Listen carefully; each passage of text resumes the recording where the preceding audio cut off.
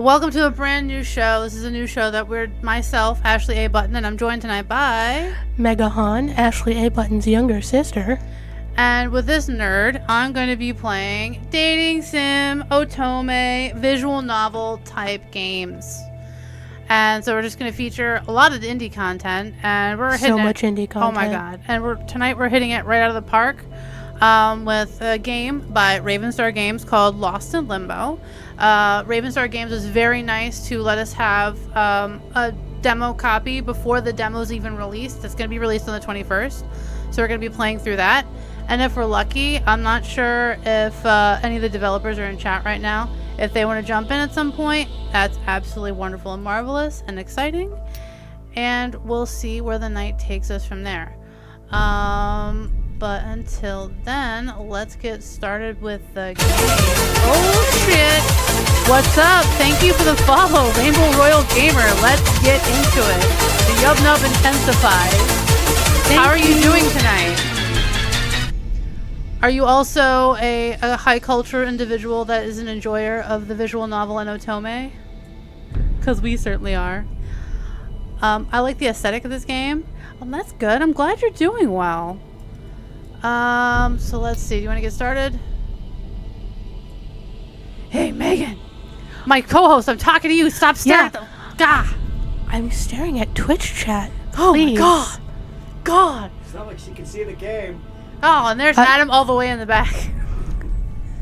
Yeah, don't mind me. I just set everything up and adjust the lights and He'll be make everything alright. work. I need to up his Thorazine. I don't think anyone knows what Thorazine is anymore. I think people still take Thorazine. I'm not sure. Alright, I hit the new game button. We're going to see what happens. Yeah, but only recreationally.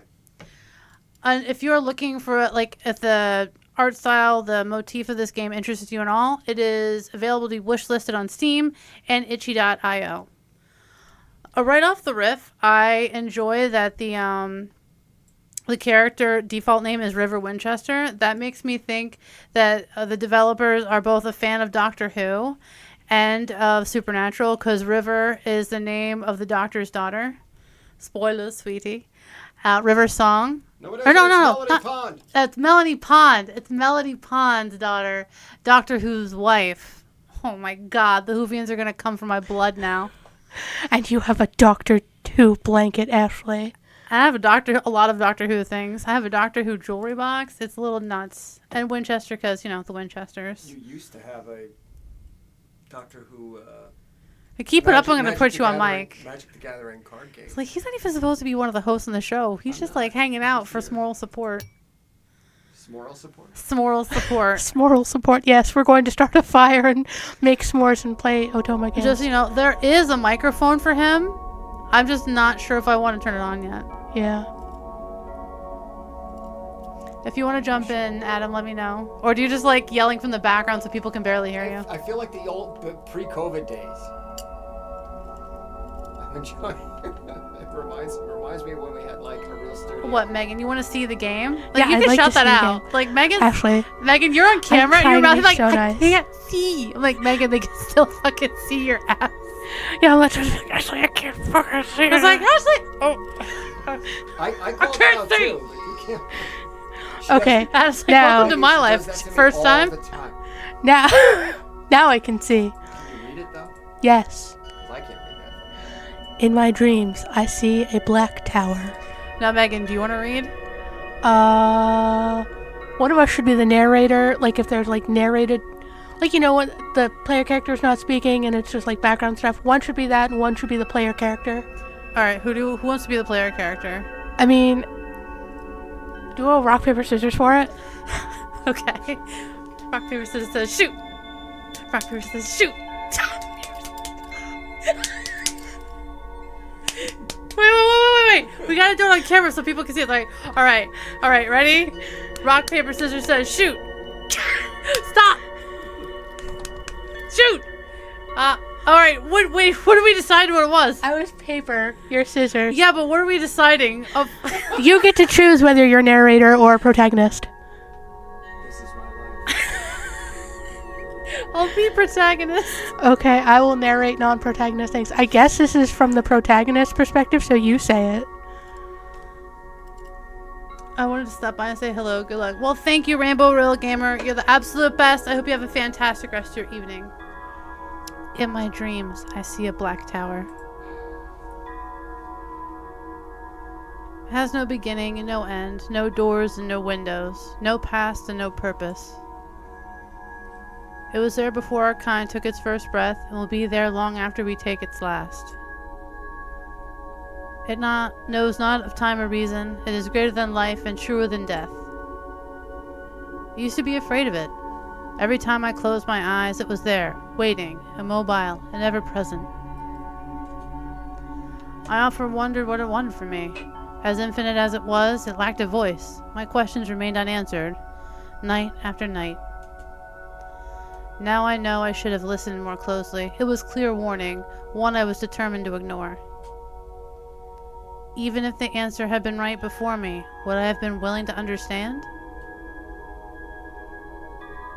Would I have been able to turn my back on what was dearest to me? Burb. Burp! We got burp. Burp confirmed.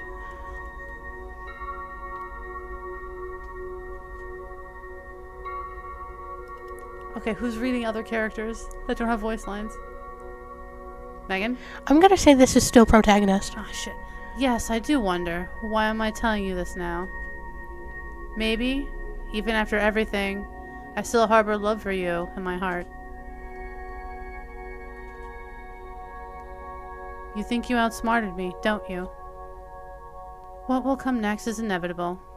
You're only delaying what was written in the foundations of the universe long, long ago. This was bound to happen. You're meant to fail, and I'm meant to succeed.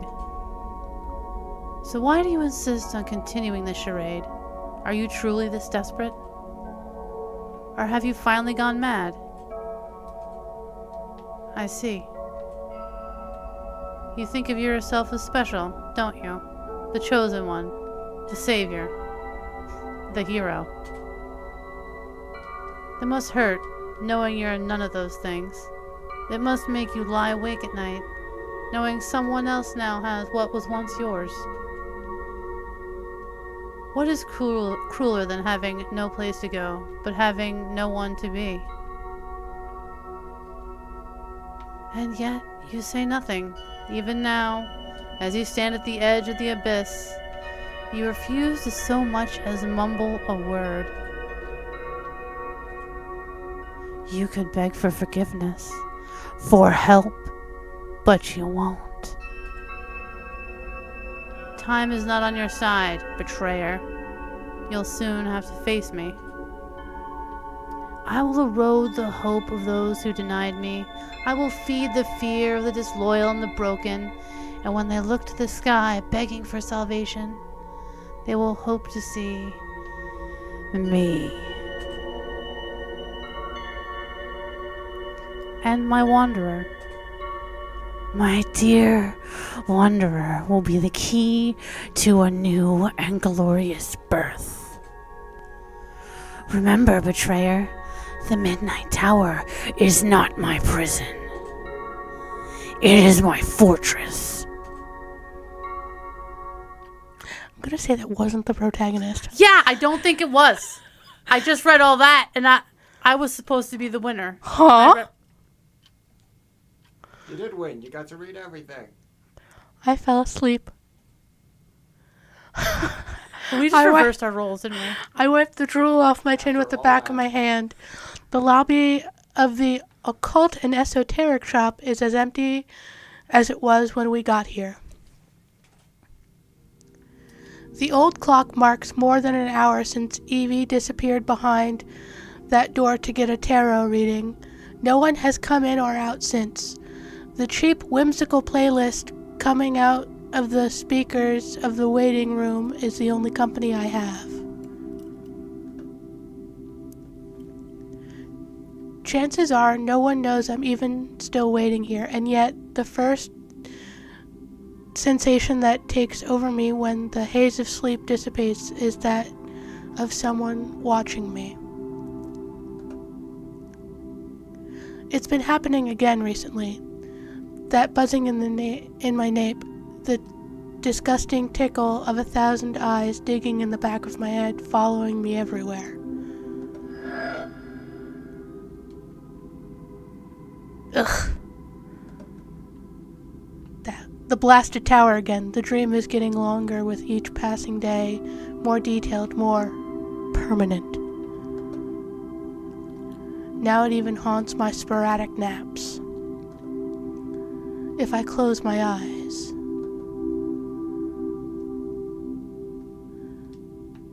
what is crueler than having no place to go, but having no one to be? For as long as I can remember, this dream has been a part of my life. An infinite tower decomposing in the bleeding night sky.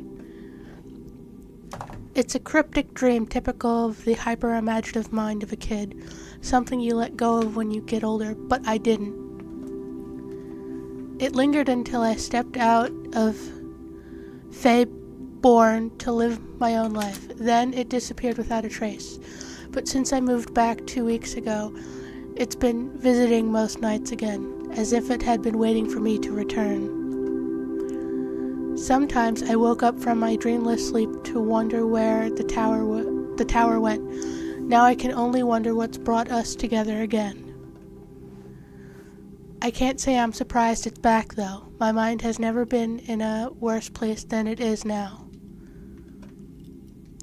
Jobless, broke, living back with my mom and grandmother in the old family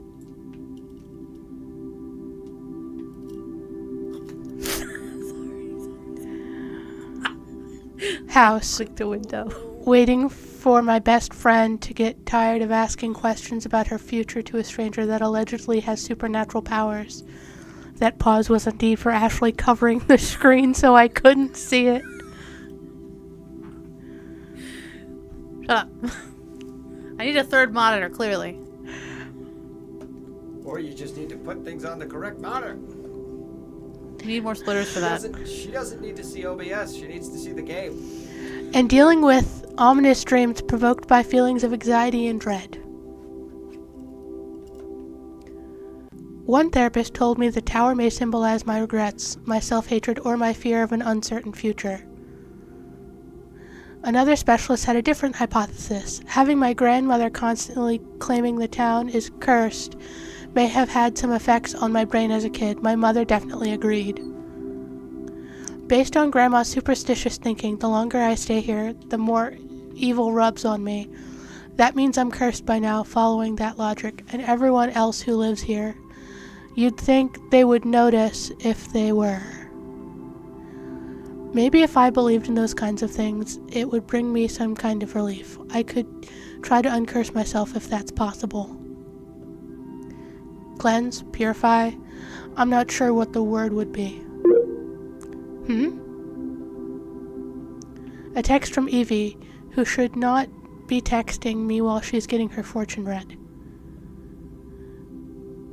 Well, she's getting her fortune stole.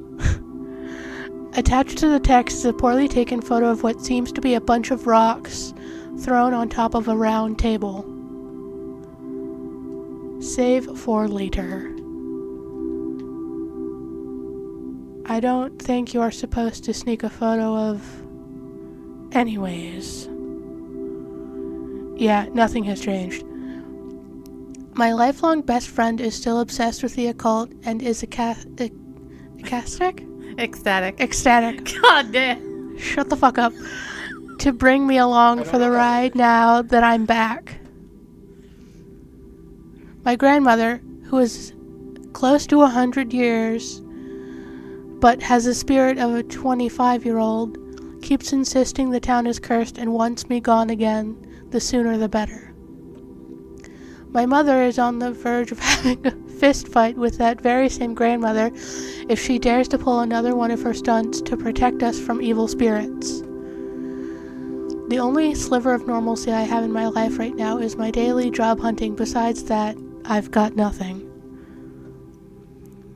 At the end of the day, there's nothing in my mind but the gnawing fear of having made a mistake far back in time. It's too late to fix it. Mood. A business card slips off its neat stack on top of the table in front of me. A bunch of flashy flyers lay next to them. Feyborn is a dull little place, but offers a stream of surprisingly affluent mystics, seers, and so on. The Master Lysander has been the talk of the town for a while. It looks like he's trying to make a brand for himself with his expensive costumes and flamboyant aesthetics straight out of the fantasy book for teenagers. Oh, I think I know what's coming. I'm so excited. I put the business card back into place and pick up one of the flyers. Glitter falls from its pages onto my lap when I open the thick, glossy fold-out paper. Lysander, you son of a bitch! Don't put glitter in shit. Damn, my 14-year-old self would have loved this. Huh. A wandering mage seeking knowledge and offering enlightenment. The solution to break the curse that falls on this city lies nowhere else but in my powerful mind. Interesting to put in a flyer, don't you think? Yeah, that's a little... Happiness just a teardrop away. Waiting list 2 months. Dear God. No way, this man also thinks the town is haunted? That makes 2 people in all of Feyborn, which isn't much, but it's weird enough. Aha! Or maybe every place he visits is haunted. Convenient, am I right, Master Lysander? You could mean anywhere. Ack. I press the flyer against my chest. The door has opened with a rumbling thud, and a shadowy figure stands at the other side of the room. It's him. Even with their eyes obscured behind a veil, I can tell that they're looking right at me. The reading can begin now. Oh, for those in chat who have been following the Tumblr page like I have, ladies and gentlemen, our seer has arrived. For a moment, I don't know if they're talking to me or if another customer has come in during my lapse in attention. Only takes a brief inspection to check that there's no one else around, though. It's just us. This way. Please, Kickstarter, let's make so much money that we can make him an option to date too. Thank you. They gesture with their arm, holding the door wide open in clear invitation. What do you think, Megan? Never look a gift horse in the mouth, especially with that much side boob. Never looked a gift side boob in the boob. Never look gift packs in. Oh well, it's either getting a tarot card reading or wallowing in my misery while I wait for Evie to finish up. And that could take, what, 3 hours? I wouldn't be surprised if Master Lysander kicks her out. Did Evie even exist? Before I can open my mouth, however, I remember something crucial. Sorry, I didn't book a session. My friend is already in there with your colleague, so... On the house. Your soul looks like it craves some advice. Oh my. Damn, he ain't even Okay, a romance... Daddy, I mean, sir, I mean, seer, I mean, where am I? He ain't even a romance option. Oh, sorry, that was unnecessary. I apologize for everything. I managed to not make any weird faces as much as this is not my thing. Too late. I'm not about to laugh at it either, out loud at least. My soul is kind of fine. You don't need to bother. Mind you, my colleague won't appreciate you digging a hole in our floor without good reason. Their eyes are pointedly aiming at my leg, my rapidly bouncing leg. I stop immediately, heat crawling up on my face. Allow me to insist. Alright. Maybe I can get another funny prediction to add to the pile. Would be way more entertaining than sitting here staring at the ceiling for God knows how long. I stand up from my seat and their smile broadens. As I follow them, I give a last glance to the door Evie disappeared behind. I'm sure I'll be done before she is anyway.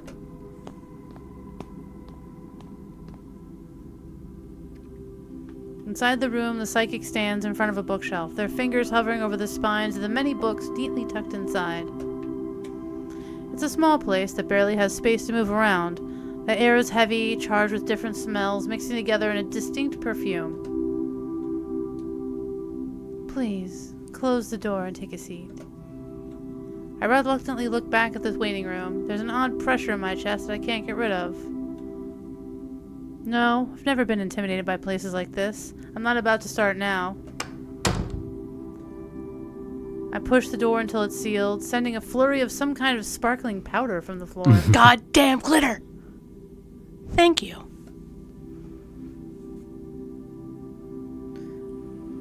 As I take my seat, the seer starts rummaging around. When they finally sit in front of me, they place a small notebook near the edge of the table. It's shabby, to say the least. The faded cover still has some visible white lines, but I can't make any sense of the drawings they used to form. I'm assuming they take notes on their sessions there. Maybe this is some kind of roleplay thing to keep their magical ambiance up. It's kind of cute. I have been waiting for you. Okay. Also, gotta say, River Winchester, great name. Oh, hell yeah.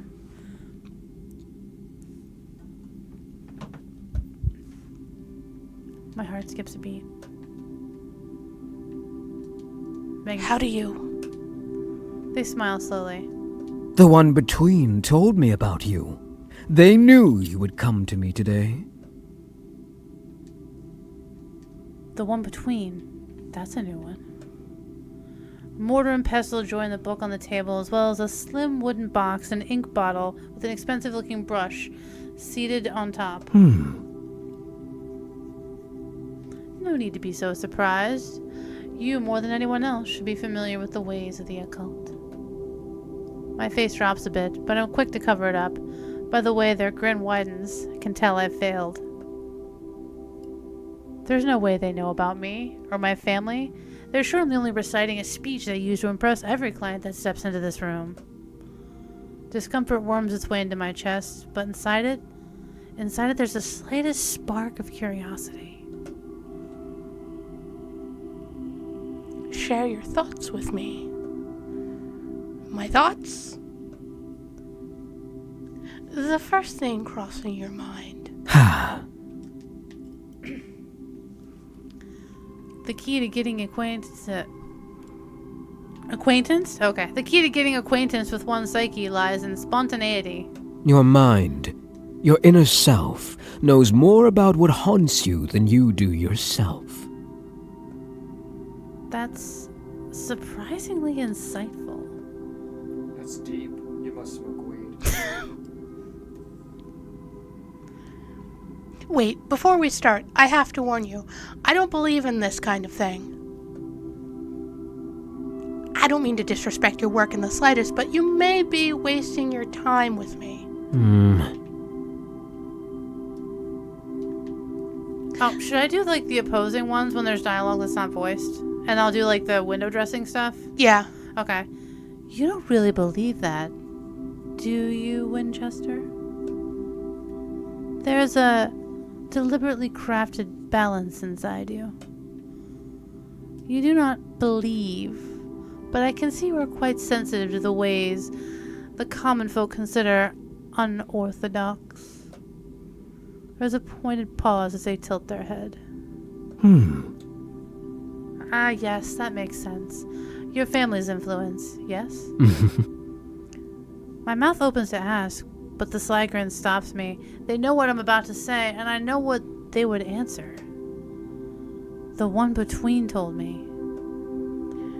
You must know... Oh, that's you. Oh, sorry. You must know, then, how the minds of a chosen few are prone to connecting with unusual places and forces. The air becomes stiff and dense around me, and the shadows behind the figure seem to elongate until I can make out the shape of the tower. You see, it's easier to enlighten the unbelieving than it is to take devotion away from the faithful. I assume you're planning to enlighten me then?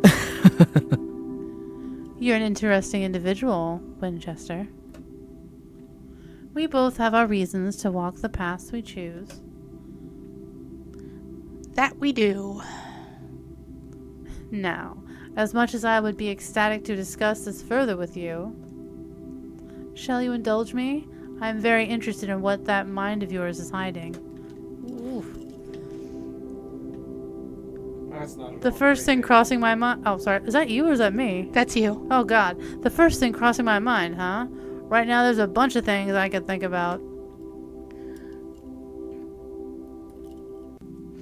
What does the one between say about me? How is the town cursed? What do you know about my family?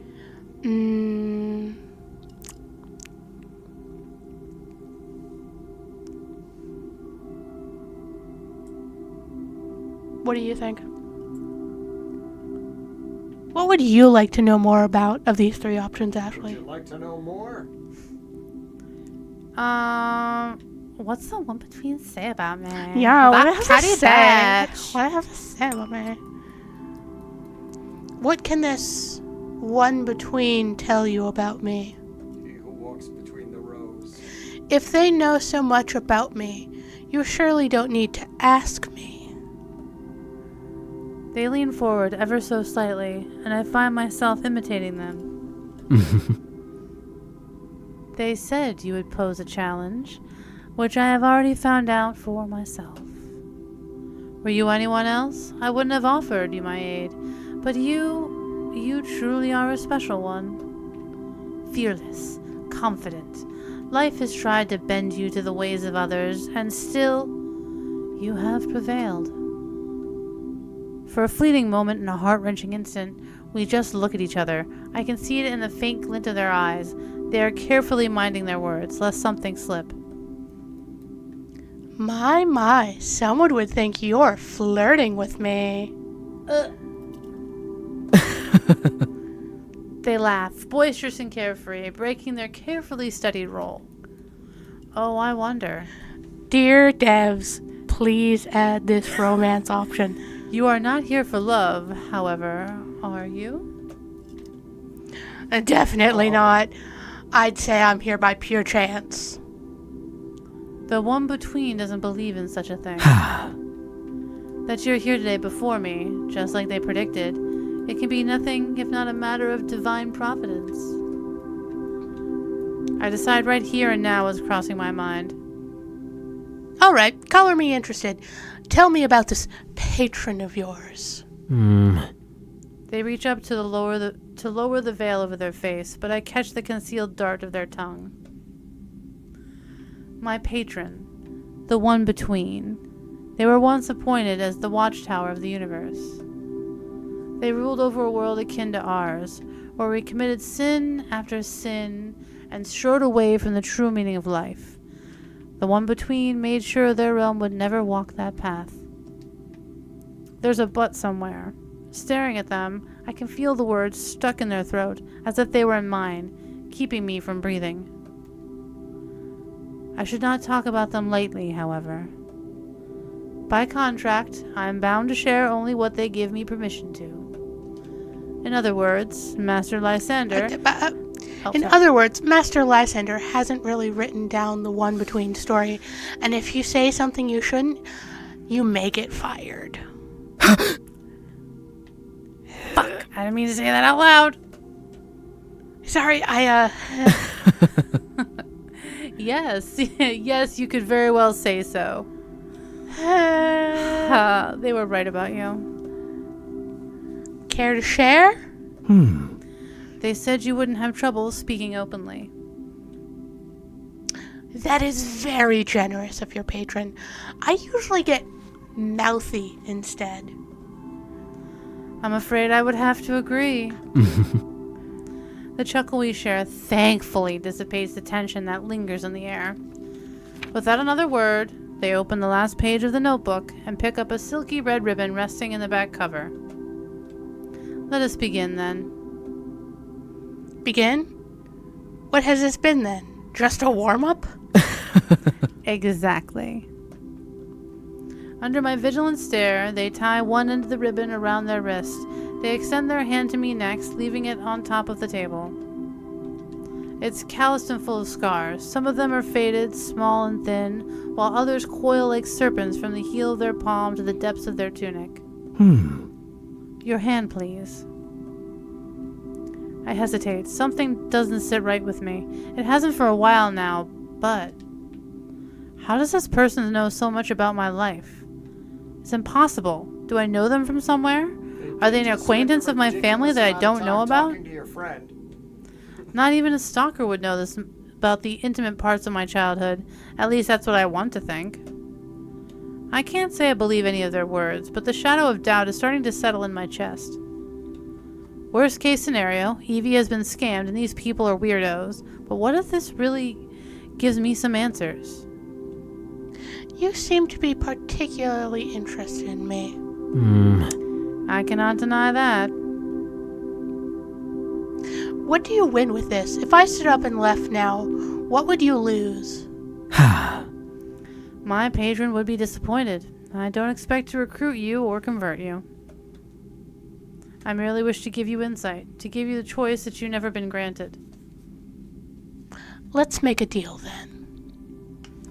If I go through with this, you'll let me ask as many questions as I want, and you'll answer them. Their shoulders relax with a timid exhale. I give you my word that after this whole ordeal is over, you will have the answers you seek. I realize he has a spoon in his pocket. I like to think it's like a reference to bending spoons. Alright, carrying on. Good. Not that their word means anything, but I'll take it. For now. I place my hand on theirs, and to my utter disbelief, they flip it over. They don't seem interested in the lines on my palm. Instead, they tie the other end of the ribbon around my wrist with delicacy, and dip the brush in the ink. As I do, I sneak my other hand into my pocket where my phone is. If something happens, I just have to press the power button 5 times. Then, it's 10 seconds of countdown until emergency services are notified. I sound crazy. Nothing's going to happen. Is that a real thing? The seer stops before the tip of the brush can touch my skin, their eyes finding mine. I give them permission with a curt nod. It's oddly fascinating. I thought I had seen everything. Oil, water, riddles, ashes, needles. But this is new. I close my eyes, focusing on the almost soothing sensation of the brush caressing me. Yes, relax. Let your mind wander far, far away, to places you never believed you could go. Oh, the places you can go. I nod. Their voice is so captivating, it's impossible not to sit back and breathe deeply, concentrating on the feeling of air filling my lungs and then leaving in a fluid exhale.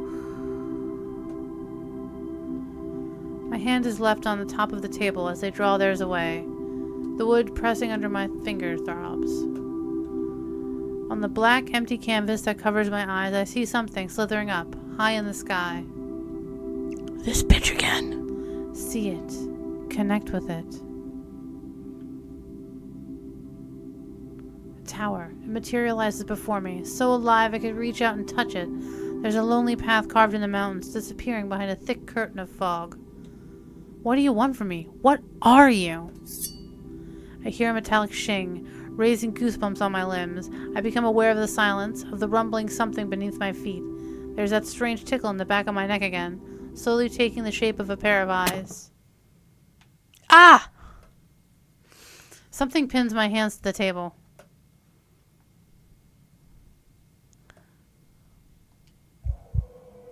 My hand. The pain doesn't strike right away. Fear does. What? Wait, why? The blade of a knife has stabbed through my palm, digging deep into the wood. Blood seeps through the grooves and stains them red. I can't breathe. My sweaty thumb slips away from my phone. I don't know how many times I manage to press the button before my body goes numb. The whole room starts to spin, speeding up with each passing second. I slump over the table, wailing, my throat constricted around my vocal cords. Hands slither along my limbs, sharp nails digging into my skin, pressing me down against the freezing wood. Please, don't be scared. Too late. I don't blink when I raise my eyes to the seer, still sitting calmly in front of me. They smile at me through the shadows of their veil, placing their hand on top of mine. I shudder at the cold touch. They're bleeding too, and our blood mixes in an indistinguishable crimson stream. We all have to play our part in this. Their face draws close to mine, but I can't recoil. I can't fight this agony turning my limbs to stone. I have played mine, and now it's time for you to play yours. They raise their fingers to my hair, brushing it off my face. I forgive you because you're hot. Fight. That's a bad... Fight, Wanderer. Actually, I should... Fight, Wanderer! That was cool. Let's do that again. Fight! If you want to live, fight! Fight!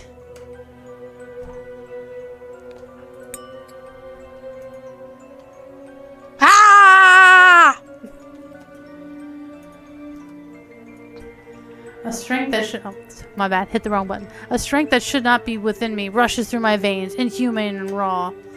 My free hand curls around the handle of a knife at a dizzying speed. I yank the blade out from my hand, drawing an arc through the air with my bubbling blood. The knife's edge glides across the seer's face. Their flesh resists the blade, skin and muscle pushing back against my grip to no use.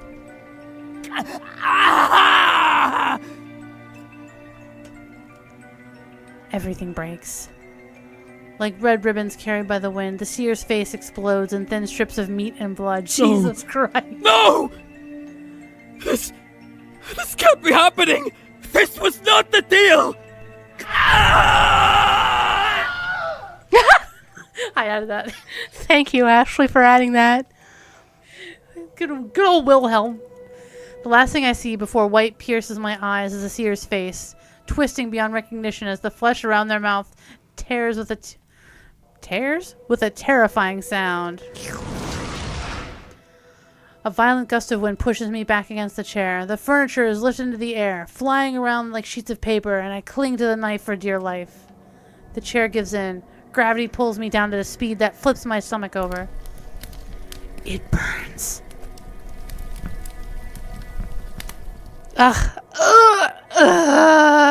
Flames lick my skin, burning past my clothes and flesh until they reach bone.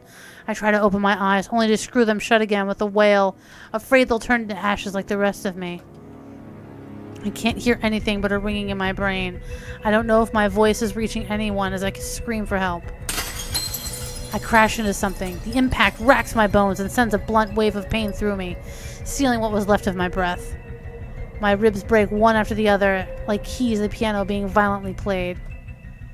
My charred skin comes apart until my raw flesh is in the open, and the raging gale carries me, transforms into a million needles, prickling every spot they can reach.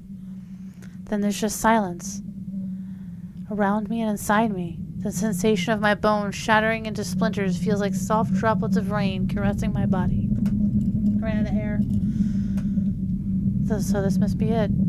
This must be what dying feels like. Within the agonizing plague of thoughts tearing my brain apart, there's a clear revelation that leaves no emotion behind. I'm gonna die.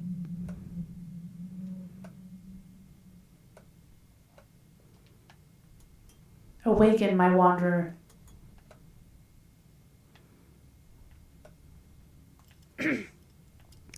I see the night sky. Pearlescent tears glint in the vast darkness of the world, above and below. As far as the eye can see, the soft hands of the void brush my hair away from my face and brace the soles of my feet. I'm standing, or so I think. I can see my bones peeking through the sliced and scorched meat that my body once was, and I feel nothing. You are here, but you are not. There is no sense of direction. Left and right merge with up and down, and the only points of reference I have are my useless limbs. You are not complete. Something warm touches my hand. When I look down, there's nothing but pitiful sight of thin bones that remain attached to my arm. It's not my body that's being touched, it's me. This is most disheartening. I had hoped you would.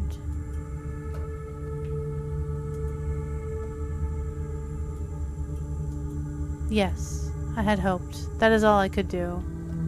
Losing track of my buttons. Do not fear, my dear wanderer. I will take care of you.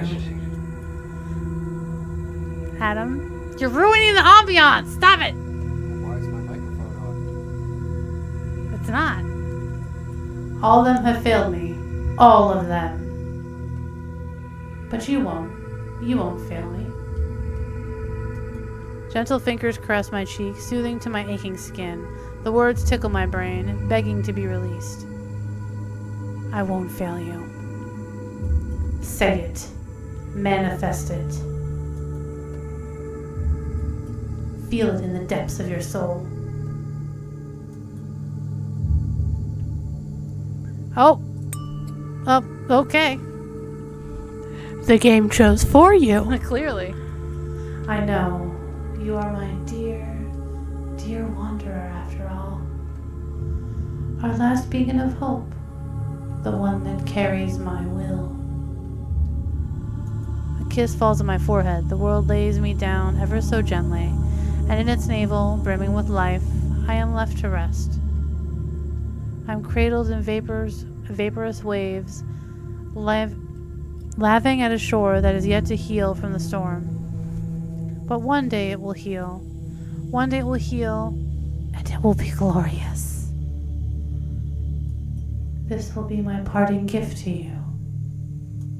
Shooting stars descend from above, sinking into the empty husk that I am. Inside me they stretch and twist, sewing me back together, stitch by stitch. Then there's light. My eyelids, still sticky over my unfinished and hollow eyes, part to reveal a shining silhouette. The world groans with animosity, with hatred. The sky turns red for the briefest of instants before it settles back into a deeper blue. You never give up, do you? Breaking into my sacred chest, taking my wanderer away from me. Your cruelty knows no limits. A gasp tears through my body as if life breathed into me once more. The pain is numbing and suffocating, but there is no chest for me to clutch yet. Our time together comes to an end. I will see you soon, my dear wanderer. I will see you soon. Yeah. My eyes snap open with a strength that sends painful jolt directly into my brain. Ugh. A dream? It all was fuck. It's dark. The red and black dots burned into my corneas, mixed with the tears glazing over my eyes, making it difficult to focus on what's in front of me. I catch the faint chant of crickets in the distance. My skin shivers as I look at the clogged sky. It's freezing. I prop myself up on my elbows, coughing and spitting the patches of grass from my mouth. My lungs are burning. Ugh. Suddenly, every sensation crashes into me at once. I roll up onto my back, panting erratically for air, placing a hand on my aching stomach. Everything. It burns! I ball my hands into fists, only to be rewarded with a wave of sharp, white-hot pain. I try to gulp down every breath, but the air gets caught in between my wheezing ribs. Under my skin, something's moving. Ah! I claw at my arms, at my throat, trying to tear off the lumps my nails run into. The pain! I can't! I collapse on my side. Blades of grass scratch my sizzling skin. A single drop of rain falls on my forehead. It's fine. River, you'll be fine. Clenching my jaw tight, I catch one breath after the other. I don't know how long I wait before the agony tearing me apart finally ebbs away. The first coherent sensation that takes over me is the smell of wet grass and dirt. I sit up. The sudden motion summons black dots in my vision, but I force myself to my feet. There's nothing broken that I can't see or feel at first sight. My skin seems to be unmarred when I raise my shirt to examine myself. Everything's in order. It's as if I imagined it all. What the hell just happened? I take in my surroundings. Trees stand as far as the eye can see. The hill I seem to be on top of slinks down and back up, spreading into endless mountains. Ugh, my head. The sudden thrum of pain calls my attention back to my body. I look down, gasping at the sight of blood dripping down my forearm beneath a thick layer of mud. The memories spring forth as if from an open faucet. Did they drug me? Was I hallucinating? My heart sinks all the way to my stomach when a single chilling word crosses my mind. Kidnapped. That seer clearly knew about me. I remember talking with them. I remember the pain in my hand and that adrenaline surging through my veins, but then nothing. I can't recall a single thing after that. There's definitely something wrong with my body. They did something to me, but what? My phone. I have to check my phone. Thankfully, it's still in my pocket. The clock marks 11:26. Evie's appointment was at 10 o'clock. There's no signal at all. No internet connection either, but I dial Evie's number anyway.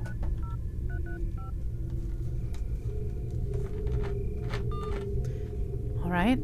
Okay. I'll call the emergency number.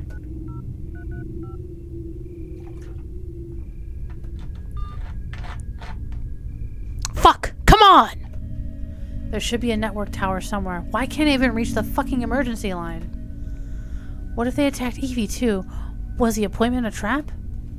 I have to do something. I can't just wait here. The moon peeks over the clouds, its pale light bouncing off of something buried in the mud. There, covered in blood, lies the knife. I cut them, didn't I? Just cut that person's face. I've never held a knife in my hands for the purpose of hurting someone or defending myself. As I grab it now, I don't feel that strength from before, but an unsettling pressure in my chest. It may come in handy. Someone might come back to finish the job. Which is terrifying to think about. Let's get a move on. Balancing the knife between my fingers, I fit my phone in my palm, eyes trained on the empty signal bars as I start to march forward. There has to be a network tower somewhere, or a road I can get to. There's some kind of band hid around the trees, which means people must be living nearby. My eyes are drawn to the candles burning at the foot of a carved rock. Some of the wax is almost intact, which means they can't have been lit too long ago.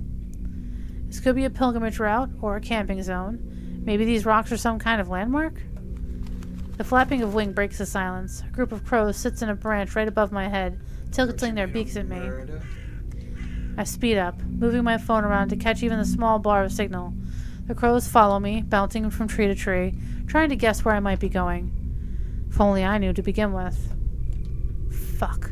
I'm not close to Fayborn at all, am I? Huh? A reddish light flickers in the forest below, standing out amongst the dark green of the landscape. It's a fire. There's someone down there. I'm saved! I raise my eyes to the sky as relief washes over me. The thick clouds disperse to unveil the moon, as if she wanted to give me her blessing. Never seen the moon look so big.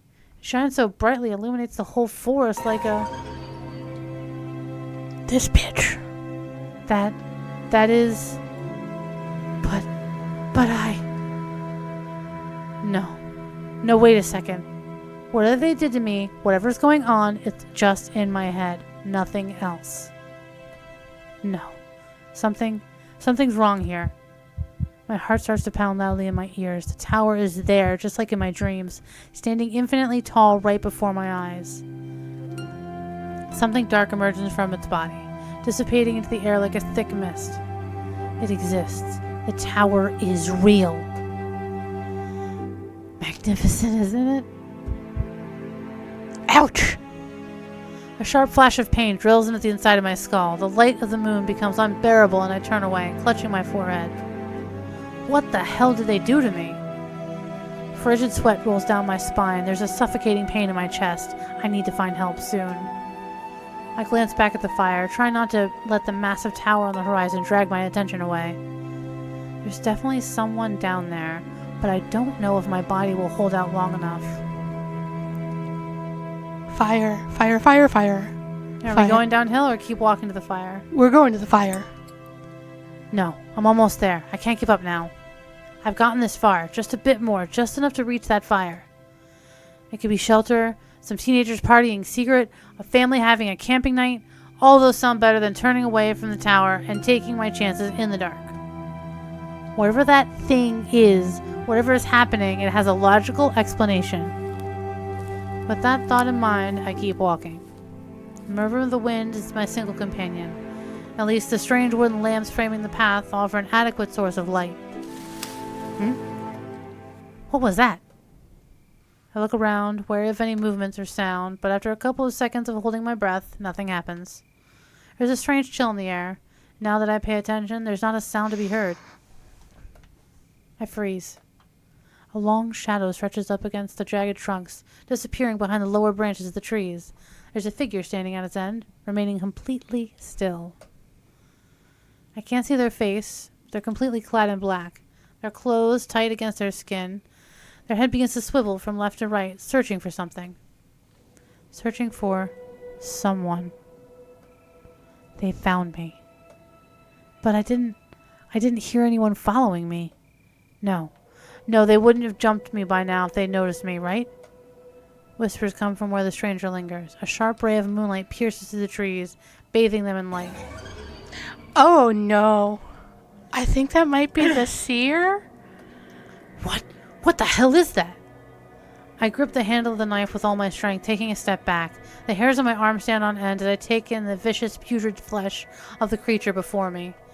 Its skin sizzles where the light brushes its arms, long and knotted together like rotten chunks of meat.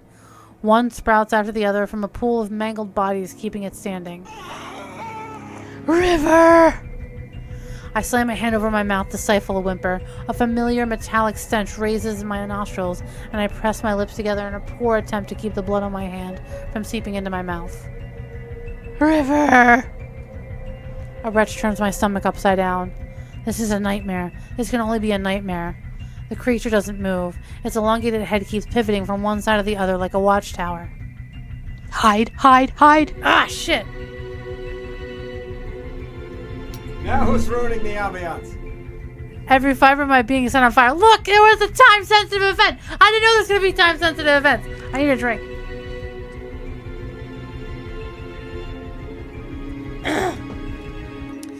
Every fiber of my being is set on fire. What the hell is that? No. River, find. The campfire. Someone help me! I don't realize I'm running until the bushes and branches start scratching my skin as I push myself through them. Every step echoes in my head, loud, painful. I need to get out of here. River! The mud becomes heavy and sticky under my feet, but I keep going. The ripples of smoke come closer, and so does the tower. Keep going. Ugh! My leg sinks into the soil, all the way up to my hip. I try to yank it loose, bending over and pulling with all my strength, but it doesn't budge. No, please, come on! A hand sprouts out of the fleshy ground. It coils around my free ankle, lumpy fingers creeping up my skin until they reach my calf. No! Another takes hold of my elbow, pulling me down. My cheek presses against the putrid mud. The joints on my arms and legs stretch to a painful limit that has me crying out. Something heavy falls on my back. The last breath of air I take is plagued by rotten and thick liquid that pools in the back of my throat. River! River! I'm sinking. I'm being dragged down, and then nothing.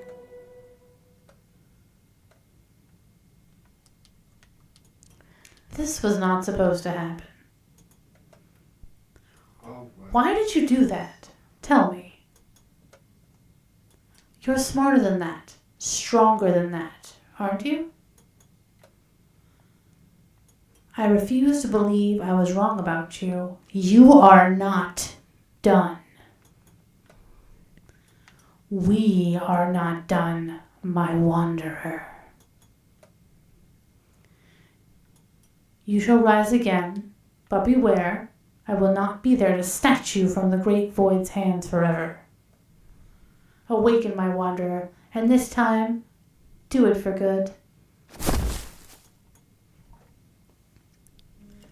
Alright, I'm getting a drink of water now, before the next fucking quick time event. So, when it comes up again, what are we doing? Middle option. Alright, I got my hand on the mouse. Also, before you do that, I do think we should just slap down a quick save. Alright, fine.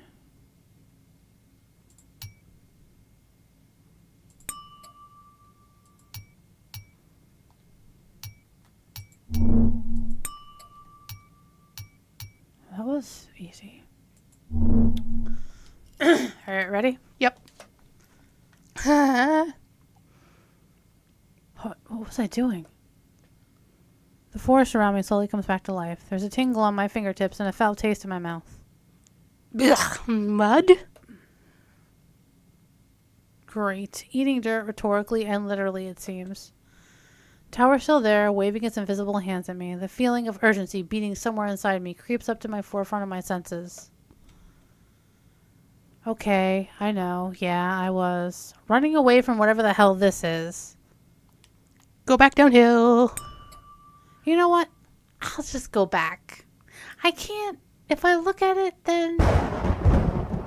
The roaring echo of thunder marks the first step I take back downhill. The lightning bolt that could have struck me, igniting my body back to life. But I know what's driving me is nothing else but fear. Run, bitch. I grip the knife harder, jogging as steadily as I can. What was a challenging climb before now turns into a maddening descent that numbs my senses. Damn it! My feet get tangled, catapulting my body forward. I tilt my shoulder to brace my fall, and I skid through the mud until my head bumps the giant root of a tree. Before I know it, I'm mustering all the strength left in me to stand back up. There must be a road at the bottom of the hill, right? Maybe I'll be lucky and find one before I have to go all the way down. Just keep going, and I'm sure I stop. A few feet away from me, something stands completely still, almost merging with the trees looming above our heads. The fog slithers around their feet, licking the edges of a pair of long legs. I'm saved. I'm saved. Heart bolting in my chest, I resume my running, this time with purpose. Hey over here. Please, can you help? This bitch. Me?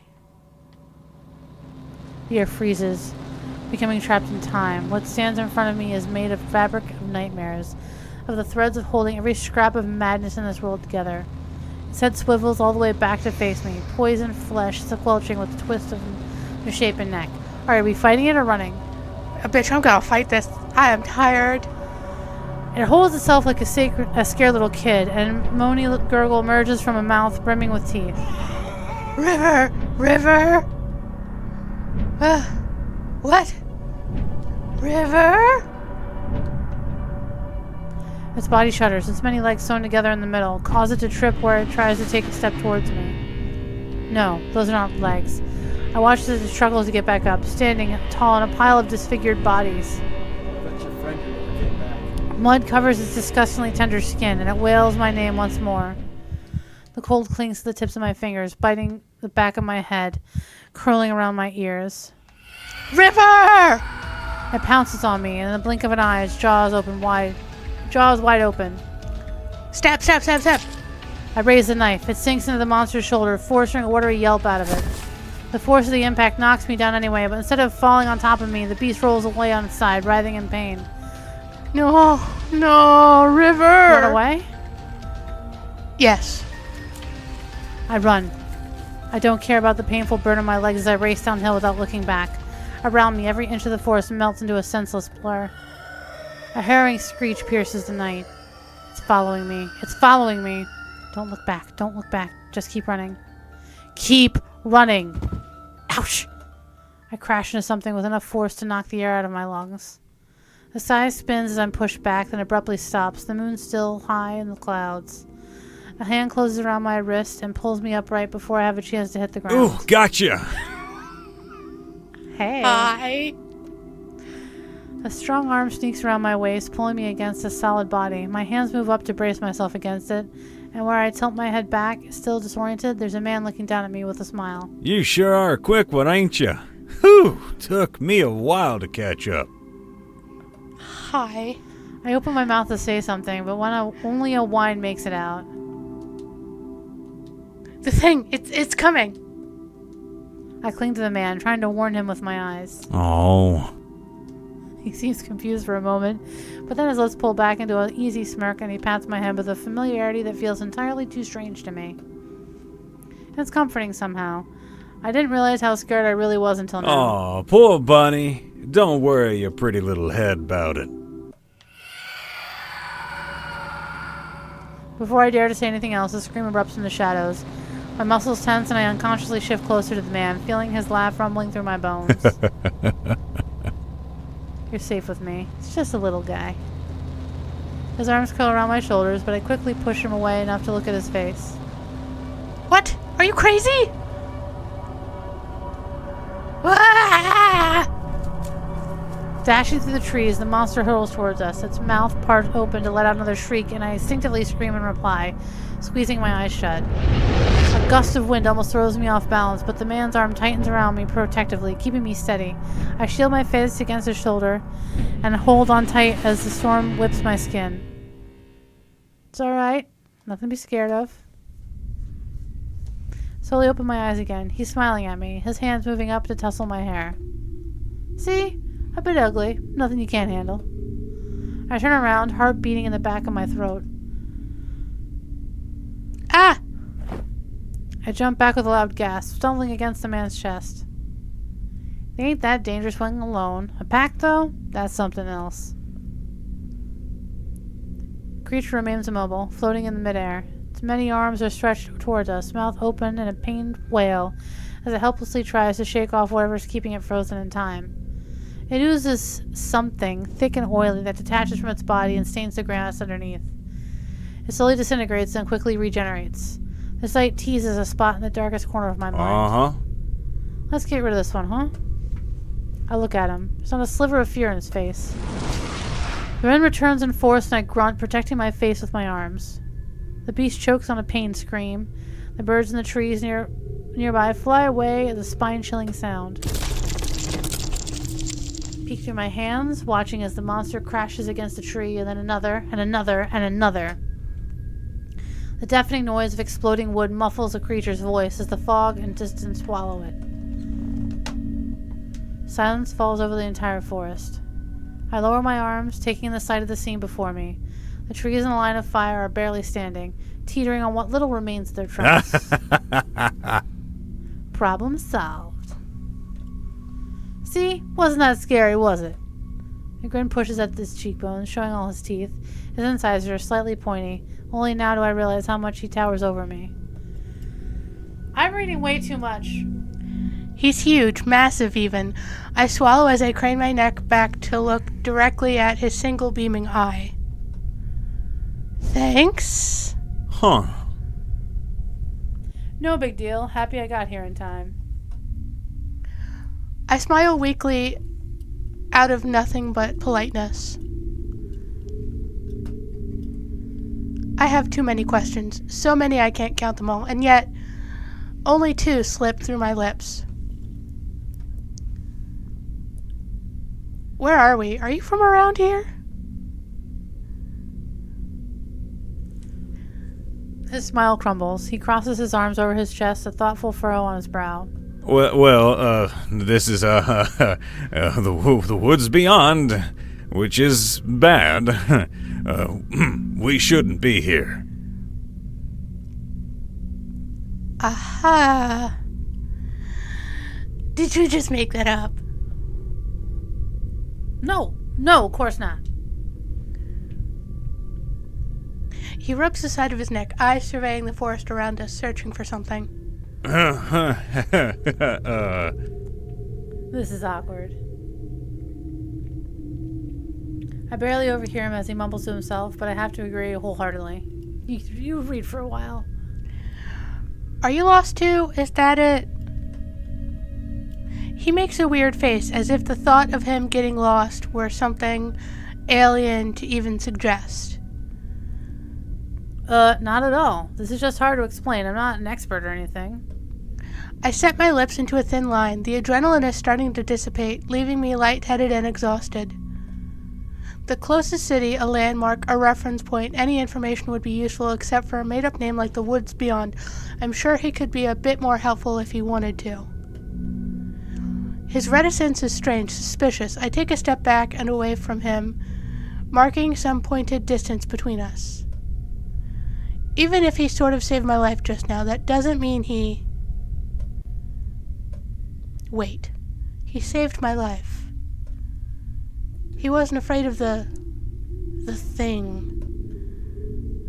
Wait, what the hell was that? What was what? The thing that attacked us. Huh.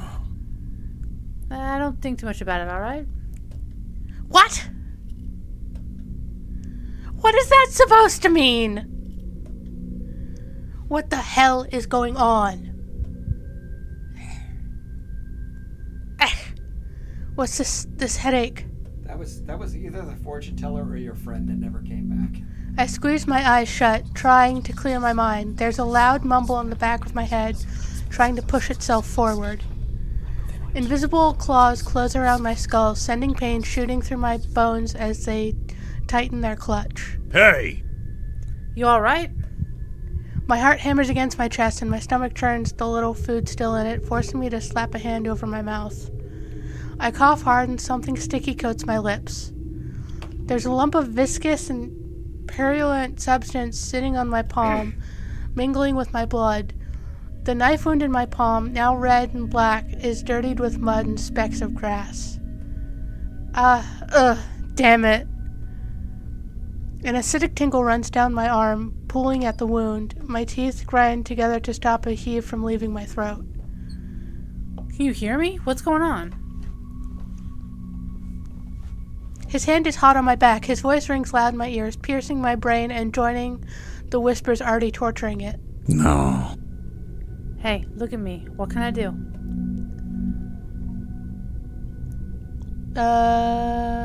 You choose. I can only whisper back. My knees give way until I have to crouch down. His calmness reaches out to me like a friendly hand. He sits on his haunches in front of me, bouncing on the balls of his feet for a moment. I raise my eyes to meet his own, giving him my silent approval. You're gonna be fine. Focus on my voice, will you? I let the gruff but gentle drawl of his voice wrap around me, closing my eyes as a shuddering breath escapes me. I'm gonna take your hand now. Sounds good? I nod, stretching out my arm. His fingers are long, his palm wide and slightly calloused. He covers my good hand completely, giving it a firm squeeze. I breathe out shakily. He's so warm. You're gonna be fine. I'll get you out of here. For now, we're gonna breathe together. Follow my lead. I used to do that with Evie back in high school. I know this. I can do this. Yes.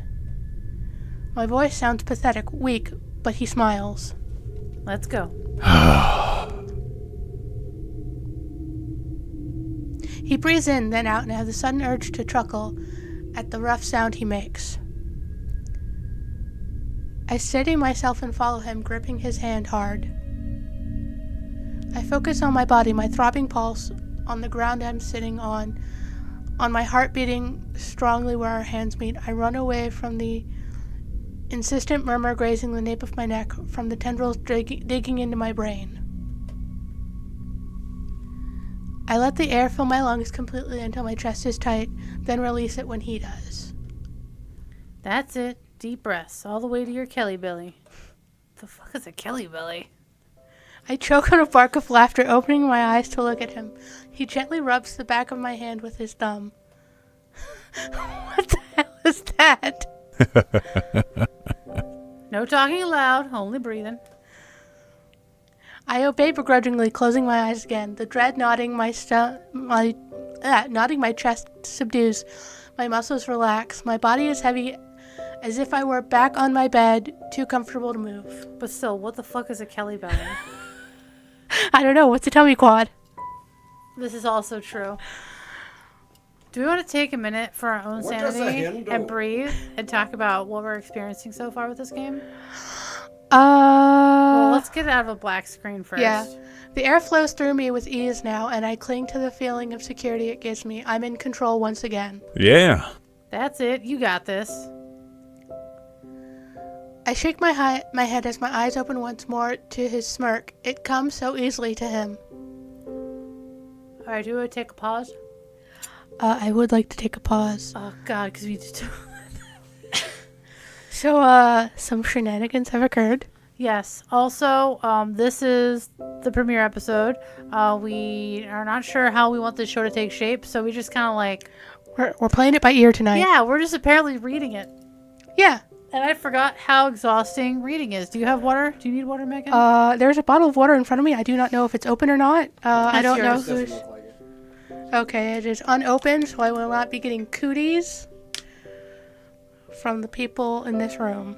That's probably still there. Next time we should have tea. From the Like, from our last tabletop adventure. just going by how things are progressing now, is this something we kind of want to shape the show to be? And also sound off in chat. Like, if you like this kind of style of playing an Otome game, where we just kind of read what we're... There's not terribly too much to react with. Yeah, I like how this is going. Yeah, this is pretty cool. This Feels is like fun. I'm in school again, where like we're reading aloud. Yeah, we do have to figure out who's reading what part when. I feel like, The rock, paper, scissors is fun, though. yeah. So, I will say this is our first love interest. We haven't gotten his name yet, but I did bring up all the love interests on my phone so we could talk about them. But His name is question marks. his name is question marks tall man. Oh, that's right. Tall man question marks. But I think we should do it like, so I think there's like 6 or 7 love interests in the game? Your guess is as good as mine. I should have done more research. I've done so much of other things. 1, 2, 3, 4, 5, 6, 7. So there's 7 love interests. So, you know what? I know exactly how we'll cut this in half. I don't know who's going to be Father Pride, who's, the Love Dilf a name of the like cast. Father Pride. But okay, I'm going to show Ashley the, picture of the ROs. Okay, Ashley, you see... ROs. Yes, the romance options. I think I have seen those pictures, though. Cool, great. You take the side that has tall man on it, because you've already started talking with him. Okay. So I'll tall take the other man, side. pink hair, and Envy? Lord Envy? Yes, and envy. And I'll take the other side. And then we'll figure out Father Pride when we get there. What if we did Father Pride at the same time? Like we both read Father Pride? We'll see how that works, yeah. Alright, so how about the background? We'll go... How about this? I will do all of the MC. I'll do the MC's thoughts and talking, and then, like, any background characters and stuff, you do. Okay. Okay. So I do, like, the stage dressing. Yeah. But how are we feeling on the vibe so far of this game? I'm vibing. It's horror. It's spooky. I missed the seer. Oh, we did cut his face up real good. I think he's dead. I think Maybe he's that weird, like Adam he said. might be one of the goopy monsters. Like, listen. If evil, why hot? If evil, why boyfriend shaped?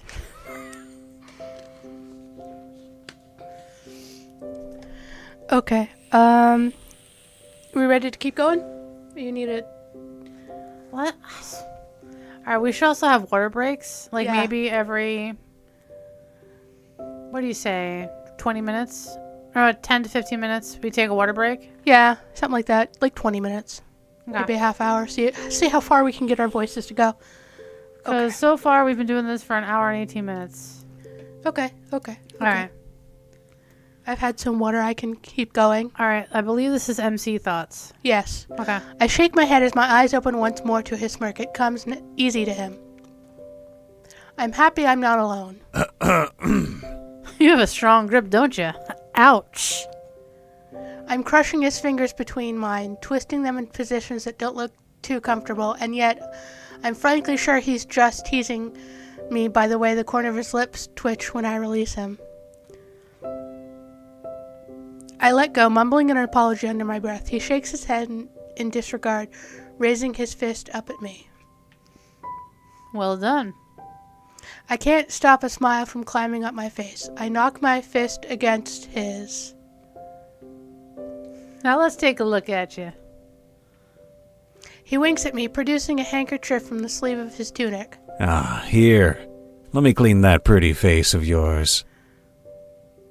I chuckle as he reaches down to my chin, rubbing the soft cloth against my skin and swiping it over my lips. I let him work in silence, watching as he scrunches his brow in concentration. Listen here, baby girl. I don't know how much one handkerchief is going to help this muddy mess. And a gaping hole in your hand. You need some agua. For a moment, I forget it's blood he's cleaning off my face. I just become absorbed in the golden hue of his eye and the little wrinkles around his lashes. There's a familiar warmth about him that puts me at ease. What a himbo. Then the handkerchief gets stuck on my right cheek. Something tugs at my peach fuzz and I groan. Sorry, you have a bit of... He scrubs with a little more strength, but I don't exactly feel it. There must be a thick patch of mud there because it takes a while for the handkerchief to make contact. Pfft, why is he smirking like that? Are you having fun? Yeah. Lots, can't you tell? As cute as that smile is, you don't want to be eating mud, right? Well, close your mouth. That's what she said. So you are that kind of guy. Huh. I don't know what you're talking about. When he seems satisfied, he pulls away and I catch a glimpse of something jet black and shiny between the folds of the cloth. Uh-oh. I feel the same something on my hand, gurgling and drying out. Clenching my teeth, I give my fingers a quick shake, but it only seems to cling to my skin even harder. Ugh. I can only hope it'll flake off later. There, much better. Looking pretty good if I do say so myself. Another wink comes my way. At least I think it's a wink. Who's just blinking aggressively at you? I offer him a friendly enough snort in return. I hope so. He folds the handkerchief and stows it in its tunic, stretching a hand out to me. Up. I take it, yelping when he almost sends me flying against his chest the moment he pulls me to my feet. Sorry. It's fine, thanks. Amon. The name's Amon. At your service. River, nice to meet you, even in these circumstances. Uh-huh. Yeah, not ideal, huh? The hand he keeps on my shoulder anchors me to the ground. I have a strange and absolutely uncalled for need to lean closer to him. I don't understand how he's so warm with only that coat draped around his shoulders. Maybe it's just that I'm freezing. With a shudder, I raise my head to eye him. By the way, can you... The bushes around us rustle, silencing me. I tell the sound of footsteps apart from the howling of the wind. Vivi. He beams directly at the myriad of trees and leaves shielding the darkness. I try to make out what he's seeing, but all my eyes catch is a dense fog and waving branches. Oh, wait, Ashley, I think that's also you. Ah, damn, that's Lord Envy, isn't it? That is Vivi, Envy. Ha! That is you, yes, as we've decided. Then someone emerges from the shadows, announced by their pants and groans. A lean man whose face is obscured by a heavy hood leans against a nearby tree. Finally. Oh, my legs. Oh, My legs. They push themselves out from the row of trunks. Something in my brain clicks when the moon lights up their form. I'm reminded of the seer, of the mysterious aura around them. Vivi, damn. Took your time. I had to fight off a voidy, you know? This is your fault. You ran off by yourself without a warning. I'm not as fast as... Yeah. Yeah, look what I found. The newcomer brushes away the leaves clinging to his cloak, taking their hood off all at once. A pair of venomous green eyes fell on me, unamused, cold, regarding me from head to toe before flicking back to Amon. Is this it? Uh-huh. Smells human to me. You're the expert. You have never smelled a human. That you know of. Right.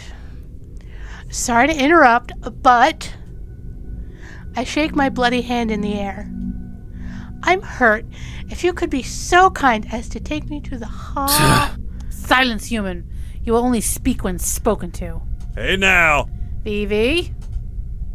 I blink, stunned. For a moment, I think I have imagined it, but they keep their eyes trained on mine with raw disgust. I find myself at a loss for words. I've had dirty looks thrown my way before, but they were nothing compared to this. His pupils shrink until they are as thin as needles, and I can only think of a viper ready to sink its fangs into me. We do not have time for this nonsense. All of the circles have been summoned. All of them? Yes, perhaps the sudden breaking of one of the most critical and universal rules of our existence is not an emergency for you, but it is for the rest of us. Huh. I mean, it doesn't look that deep to me. I can tell. So deep. I glance between them, mouth still parted like a fish gasping for air. Right, as much as I am thankful to you, Amon, if you could just, I mean, I'm sure the two of you will have time to catch up after I'm taken care of. Oh yeah, Bunny, this is Vivi, my little sibling. They're a bit rough around the edges, but they're a good kid.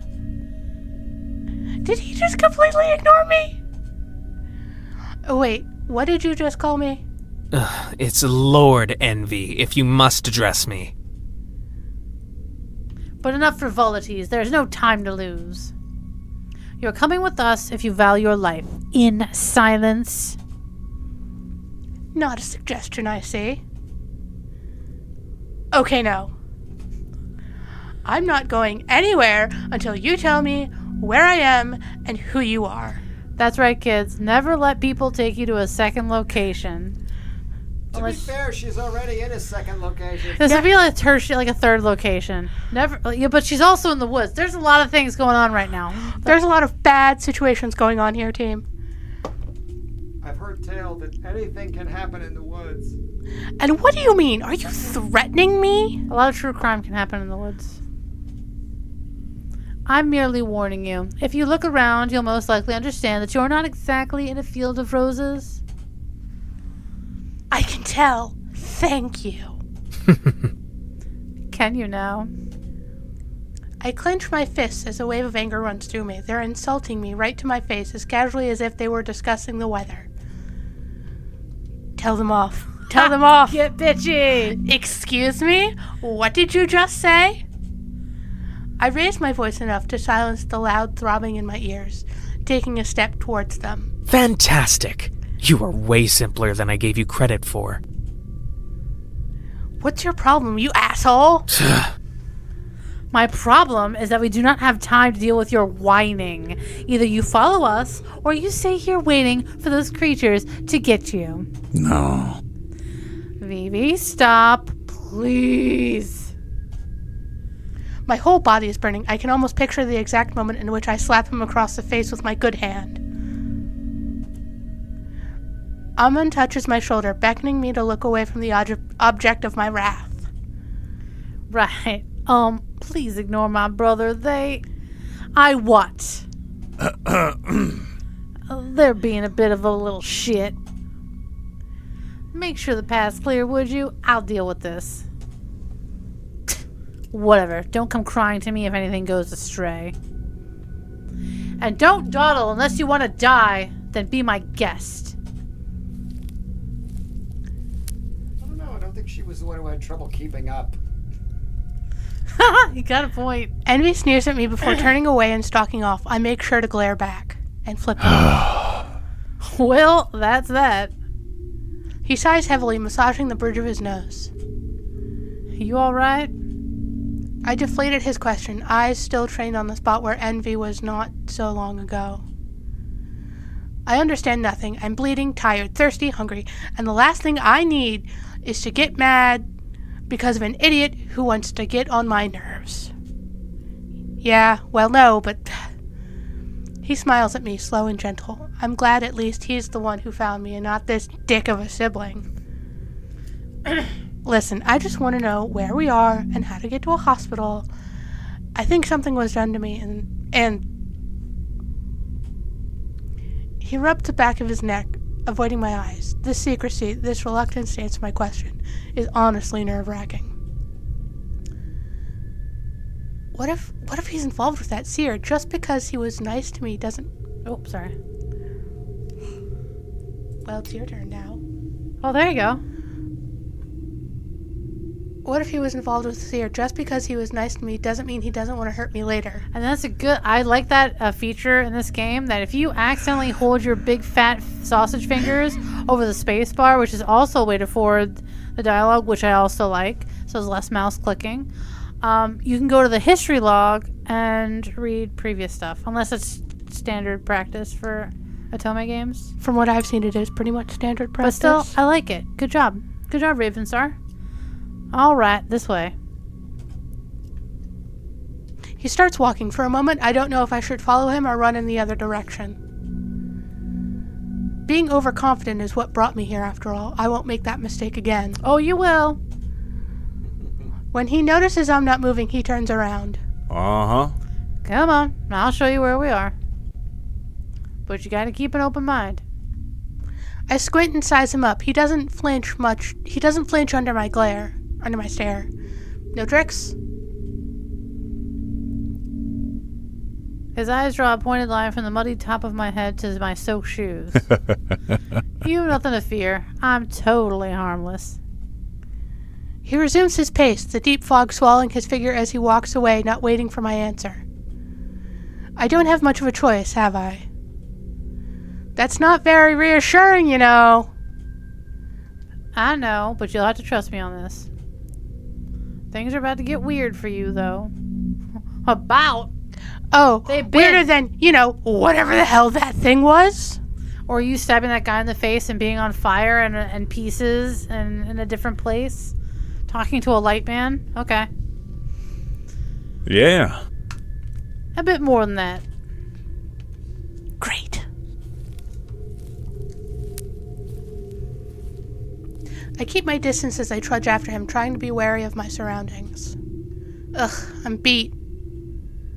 We're nearly on top of the hill, I think.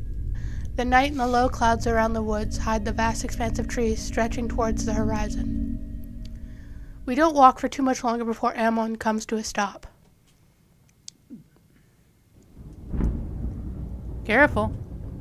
My foot kicks a stray rock, catapulting it into another muddy descent. The fog has gotten so thick I can barely see anything. Next to me, Ammon raises his arm, drawing a wide arc in the air. The thick mist curls and glides away from him, retreating upward until it's nothing but a sheer veil of dew. My eyes follow the edge of a long bridge, piercing the fog and leading to what looks like a small mountain. A tall silhouette stretches into the sky, illuminated by the occasional flash of lightning. Thunder comes a few beats after, a murmur that marks the distance between us and the storm. There, among raging clouds, stands a building with a soaring tower that shifts into a gargantuan spire. It looks like a cathedral looming over the forest with an inanimate intimidation. Oh, that's a mouthful. The raspy clear of a throat startles me as Ammon steps forward, waving his arm before me as if to show off the view. Welcome to Limbo, the realm between. Our beloved home, prosperous land of the blessed ones. The realm between what, you ask? That's not important right now. But it sounds kinda cool, right? The what?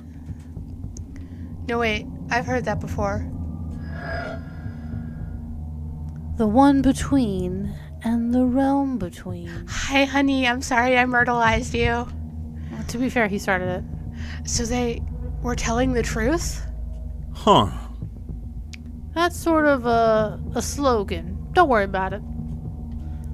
My eyes are pinned on the castle carved in the night sky. Bits and pieces of my conversation with the seer, fragments of their voice and their face flash into my mind. No. This is...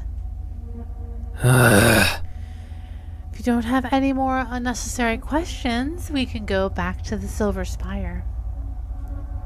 They appear from the air, arms hidden beneath their long cloak. There's a slight tremor in their shoulders and beads of sweat rolling down their temples. He doesn't like physical exertion. Vivi, you all right? I opened a rift between the watchtowers of the bridge. It's too dangerous to go on foot. We should make haste before we're found. Ah. What? You didn't have to. Ha! Oh, sorry. Go ahead. The headache again. Fine. Listen, we have to go now. Don't go. You know the silly guy from before? There's more of them around, and they're bad when they're together. Like, real bad. That big castle over there is where we're going. Our dad lives there. We'll help you out, alright? Amon's hands curls around my arm, the weight forcing my skin to creep up in painful goosebumps. There's panic in his grip. The idea of running away crosses my mind, but my feet are glued to the ground, my head clouded over by a growing haze. Don't go. My wanderer, come to me. Ugh, ah! Don't go.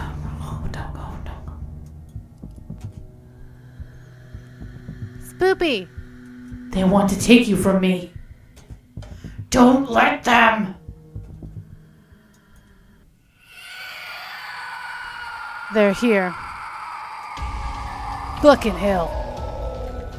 Grab them. The tower's influence has started to settle. Ah. What? I'm not gonna grab them. Then let them die. Grab me? There's too many non-binary pronouns flying all over the place. There's too many thems in this room. I glance over Amon's heavy build. Maybe I could outrun him. No, how could I? I can barely stand straight. I'm only on my feet out of sheer force of will. Come to me, my wanderer. Do not fall for that trap. Oh no. No, we need to be scared. Don't make that face. I know. Oh, shit. Sorry. I need to get out of here. I need to get out of here now. Distract him. Huh?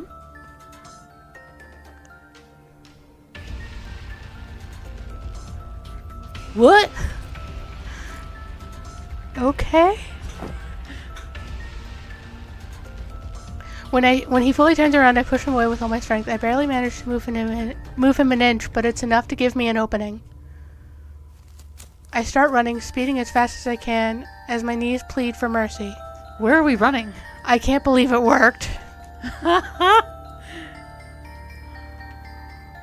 I faint past trees and rocks, air scorching my lungs as I take rapid breaths to feed my exhausted body. If I stop running, I'm done. Either I pass out or I get caught. I don't even know if they're following me. I can't hear anything besides the crunching of leaves under my shoes. Don't look back, just run forward. Follow my voice. My wanderer, come to me. The forest is just a blur of green and black as I do my best to keep my feet moving. I don't know where I'm going, but... Ugh! A yank on the back of my neck makes my heels dig into the soil. I skid through it before my muscles grind to a halt. I'm bent backwards, bone cracking as my spine arches to its limit and a painful zap runs down to my toes. The thought is crystal clear in my mind. Move, run, but my body doesn't respond. Something flashes before my eyes, quick like lightning. I can't move. Every fiber of my body has the tension of a bowstring, held impossibly taut. I shouldn't be standing. I look to the side. Something stirs and spasms amidst the dirt and mud. It's back. Amorphous and vile, decomposing, clawing at the ground, trying to get up, and behind it, worming through the trees, more like it. River! Over here! Move, move, move, move, move, move, move, move, move, move! I close my eyes, gritting my teeth. I can't feel my arms nor my legs, but I know they're there. I swallow down my breath, fighting against this hold on me. I fall back, every muscle and bone melting into a puddle at once. A pair of hands curl under my armpits. My vision blurs before focusing into a face I recognize. Damn it, hold on. He lets me go, and my chest heaves as I enter freefall. Then I blink, and I'm wrapped in his arms again. What? Ugh, I'm starting to... Wanderer? Hey now! Hey, eyes open. Eyes open, come on. Let me go, I have to go. I push him away, my shoulder thumping against the harsh bark of a nearby tree. Listen to me. I freeze. His broad figure casts a long shadow on me, feral and severe. You ain't safe here, you hear me? Don't listen to it. No. Wherever you think you're going, that's a dead end. Going? I was going somewhere? You trusted me before, I need you to trust me again. Before? That wasn't trust. Trust is a completely different thing. He just seemed decent enough, and... I don't have the energy to argue. I've reached my limit. There'll be time to explain everything later, but we have to leave now. My eyes snap up when something moves behind him. Envy rushes past us, a massive green and black against the purplish shade of the night. Come on, cross the rift and go. I'll deal with these abominations myself. But you can't. I said go. I don't have time to register what's happening. I only know that one moment my feet are on the ground and the next I'm in the air.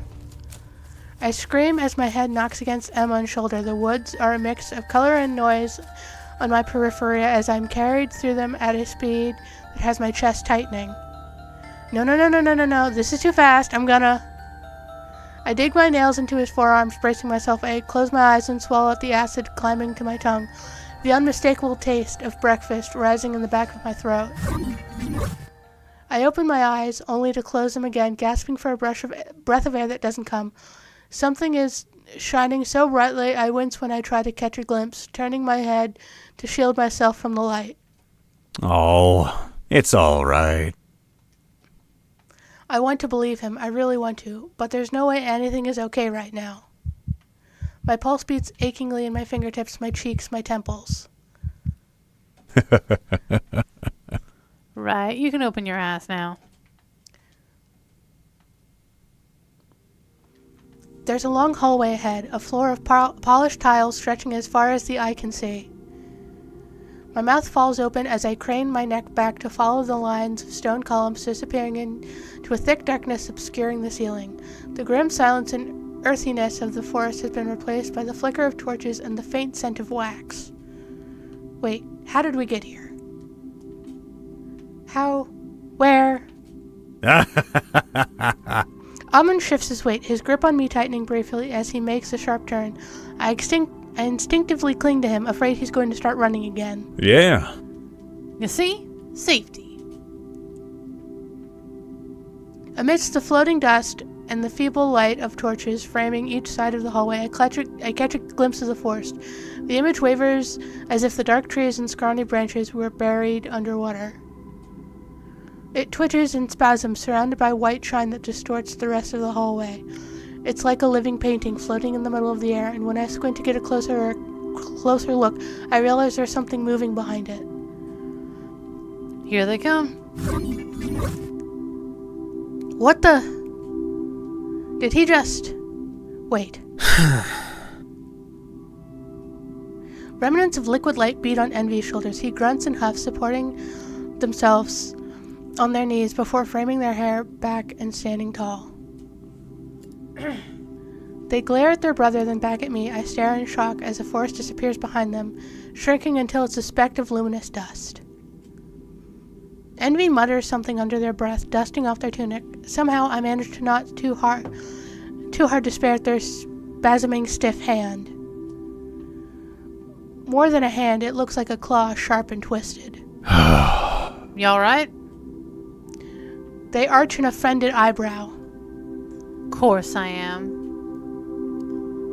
Where's your cloak? Don't mention it. Then their eyes roam all over me, curiosity behind his judging gaze, and then I remember I'm still in Ammon's arms. My eyes draw a line up to his exposed throat and jaw. He holds me firmly, but not forcefully. He's got exposed more than that. It doesn't look like he's about to put me down anytime soon. Probably because you'll distract him and run away again. What are we doing? What do you think we should do in this situation, You're Ashley? the MC. Do you want to get carried around some more? It's kind of nice. You know what? It is kind of nice. I'm not going to say anything. Honestly, I'm not sure if I'll be able to stand up if he lets go of me.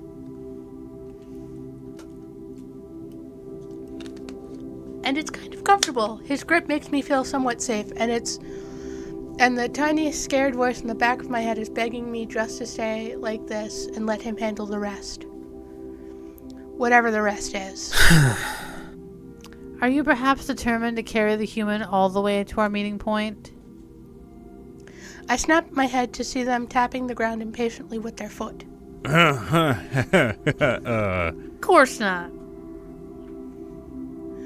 Ammon glances down at me and our eyes connect. He seems unsure, scanning me for a moment as if to decipher my intentions, namely if I'll break for the exit the second he puts me down. I think I won't, but I also don't want to find out what happens this time if I do. He's surprisingly gentle, stooping down slowly so my body can adjust. I stand up, using his shoulder for leverage. He remains half crouched, watching carefully as I steady myself and bounce up and down to check my balance. Alright, I expected it to go worse, honestly. All in one piece. He sounds absurdly proud when he stands straight and crosses his arms over his broad chest, grinning at me. No thanks to you, may I remind you.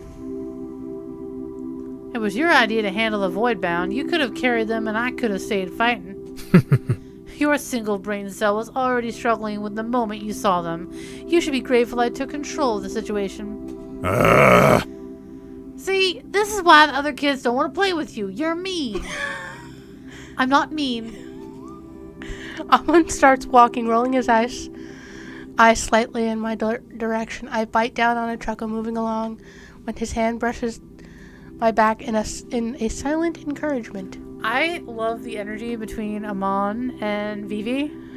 God, it's so sibling energy. Oh my god. They fight like we do. Yeah.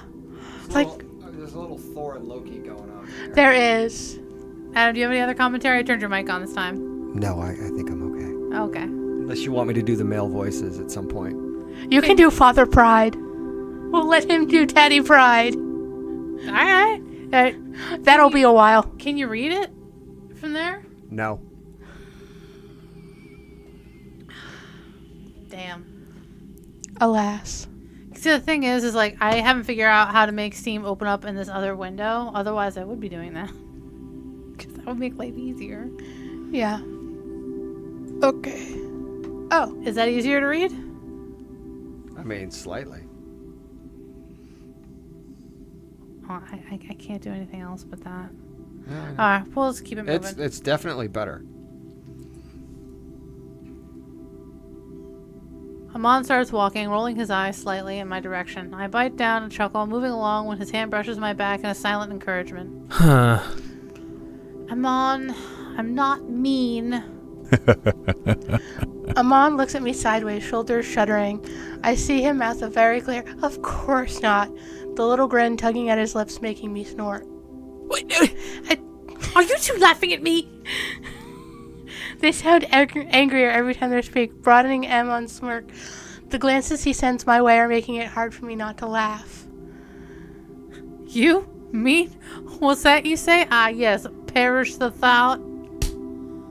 I clamp my hand over my mouth to smother the loud howl that turns to a weird gurgle against my palm. He imitated Envy's voice perfectly. God, it almost sounded as if he played a recording. I absolutely do not sound like that. You absolutely do, right, River?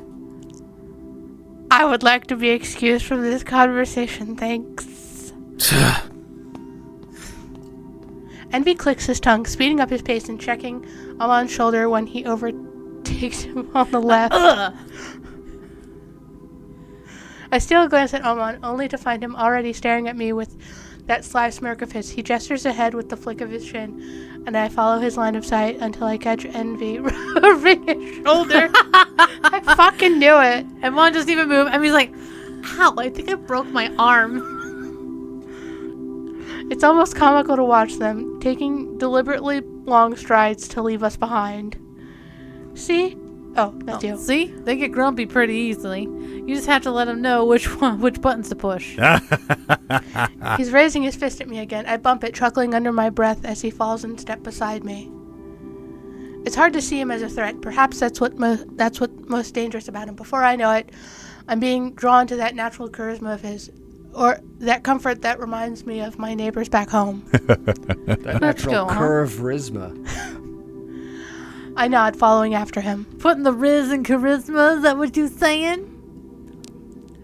I believe the kids call that a giga chad. Indubitably. I would like to interject here and say that on the RO descriptions on the Tumblr page, Amon is basically described as the horniest, and his romance route has the most mature content. Naughty bits, if you will. So the full release is going to have smexy times? Yes. Oh, no, I don't feel comfortable. I mean, I thought that's doing what a smexy full times. release No, was. no, you can skip that. You can just skip, and you don't have to see it. Nothing happens. I'm just saying, I don't want to do that on stream with you, like us voicing lines. Fucking line I don't want to cross. Yeah.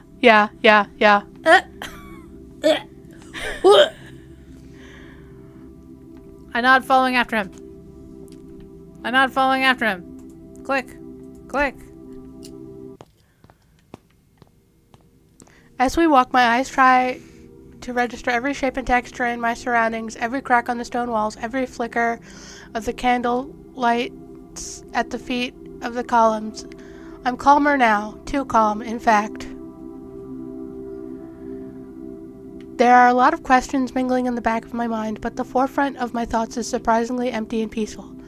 This place has some sort of soothing effect on me. It's almost familiar. I can't tell where this hallway leads, but I somehow feel like I know. I should ask something. I just don't know which question should come first.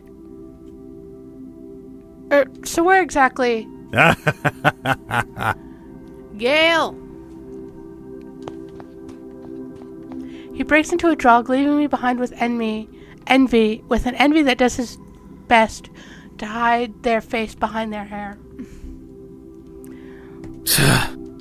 Great. The master is here. Peeking around Envy's shoulder, I see a man standing further ahead, the soft flicker of the candles drawing edges of a long and lustrous cloak. He turns around with a start, worry written on his face. Emon! He strides up to us, the long cloak draped across his shoulders, flaring out behind him. The candle lights by his feet waver as he picks up speed, meeting Amon halfway. Would it make more sense for me to do the dialogue of all the characters, since there's so much? It's from the main MC's perspective. So all the description you're having to voice, along with the MC. I feel that I do understand where you're coming from. I think we'll figure that out for next time. Sounds good. Father keeps me. Are you two all right? Yeah. Kinda. But that's not important. Look at this. He excitedly just jazz hands around me. It's enough to catch the newcomer's attention. Ah! Oh. The color drains from his delicate face. I shuffle my feet, gluing my arms to my sides in a poor attempt to look better than I know I do. There's not much saving my first impression. Not that it should matter. Is this the cause of all this mess? Yes. Huh? Oh dear. Hi. In a single fluid motion, he sweeps his coat off his shoulders to perch on one of his gloved arms. The gentleness of his features is replaced with a deep frown in a matter of seconds as he throws Amon a pointed glare. I am extremely disappointed in you, Amon. Huh. What? I expected this level of sloppiness from our sibling, but not from you. Huh? Excuse me? Like Envy out here catching strays. To allow them to be in this foul condition. To be fair, you were like that when you got here. Wait, I can explain. No. I thought you knew better than this. Gale shakes his head, not leaving room for any argument.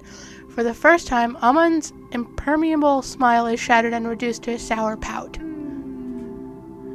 I feel a bit bad for him. A bit. What did our mom do to you? All he did was try to save your stupid ass life. With only 2 steps of his fairly long legs, Gale stands in front of me, offering me a heartfelt bow of his head. I love how much the artist enjoys freckles. Yeah. Like everyone has a healthy smattering of freckles. On behalf of my siblings, please, let me apologize. Which is weird, considering we haven't seen a whole lot of sun in this realm yet. Well, they're gods, basically, so... My mouth parts, but only for a pitiful sound makes it out as our gazes lock. Behind his eyes, ripples of shimmering silk move in the color of early dawn. Pink shines from within a pool of royal purple, enthralling me completely. I can see lightning dance around his tiny pupils as a quiet whisper caresses the back of my neck, making the hairs stand on end. It's difficult to look away. You must be cold and terrified, among other things. I promise you will be treated with the utmost care and respect from now on. I don't register the cape falling around my shoulders until he clasps it in place, smoothing the sides with meticulous hands. The scent of lavender and detergent clashes with the stench clinging to my body. The warmth of the fabric drags a sigh out of me. My body stirs back to life at the sensation, my hands snaking out of the coat to close it around me and press its comfort and weight against my tepid skin. I can't for the life of me summon any strength to speak. We do not have time to lose. Play. We do not have time to lose to play the gentleman. A little bit of awkward phrasing there. Gale's head snaps up to Envy in careful consideration. His eyes immediately slide to the arm they've been very insistent on hiding. You are right. You, in particular, should make haste. You two go ahead. Rhea is already waiting in the spire. I'm sure our dear sister will appreciate a bit of insight about the situation at hand. Huh.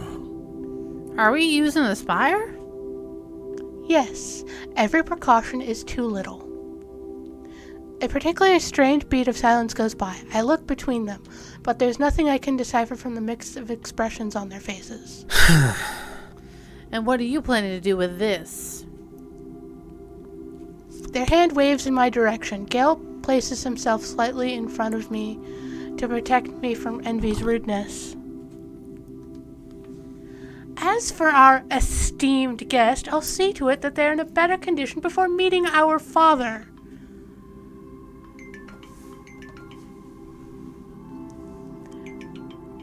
Sure, now you decide to make noise.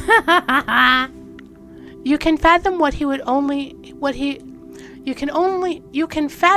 would say if only by my reaction. As he says that, his long fingers rest on my shoulder. The touch is so light, I would have missed it if it wasn't for the scent of leather tickling my nostrils. All right, do you want to take a little bit of a break? Get some drinkies? Yeah. All right, so what are our thoughts so far? Gale is a very kind gentleman. I don't trust it. I trust Envy being more of a shit right out of the gate. At least he seems honest. What, Envy? Yeah. Yeah. I also like Although- that Envy's a little shit. I got a feeling that your Yandari girls that we met at PsychoCon would love this. Hey, Ashley. Hey, what? Once we switch over to more of the characters being on, like, the side, or do we want to switch off for a little bit and I'll voice Amon and Envy, unless I'll voice, like, the romanceable characters for a little bit and you voice MC? Sure. When do you want to do that? When we're done with the water break. Okay, so we'll switch over. I will be MC. Yes. Because that's a lot of set dressing.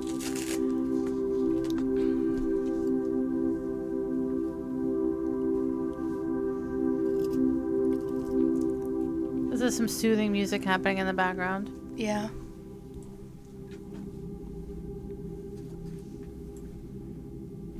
I mean, this is just a demo. In the full release, they might be more voiced. Judging by, like, there are some lines that are voiced and some that aren't. There might actually be more It might voice depend work on in the how much version. money they make on Kickstarter. That's true.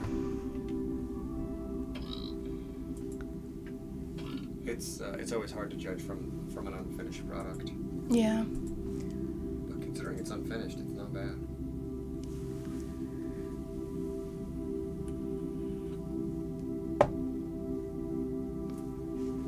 Unless it is finished, and this is just the demo. Yeah, this is just a demo.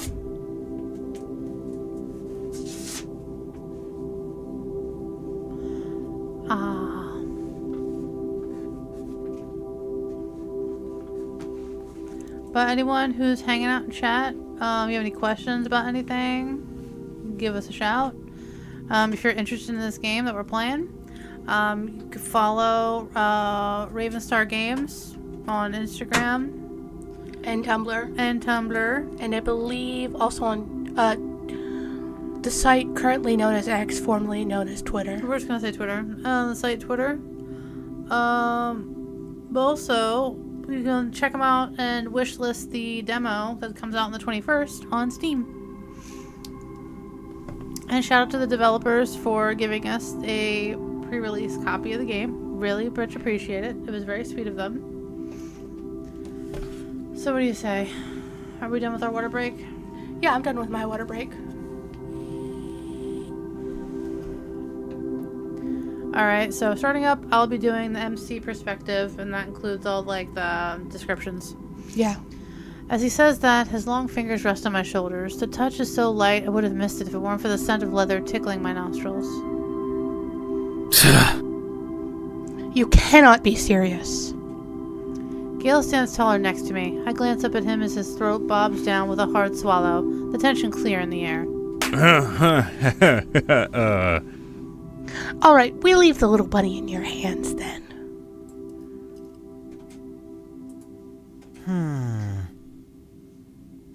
The what? Am I doing Gale? Oh, yeah, I'm Gale. The what?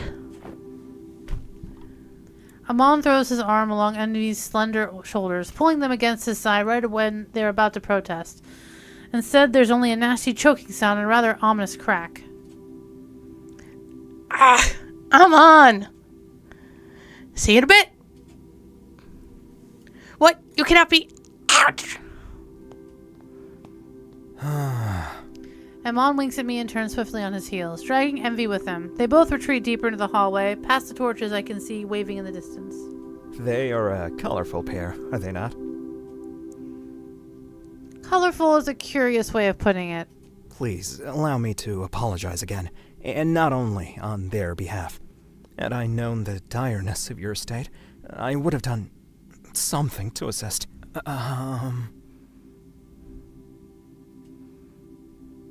Oh, you're supposed to read that part. He fidgets. No, you're supposed to read that part. God He damn it. fidgets with the collar of his shirt. He looks like a prince in distress more than I do.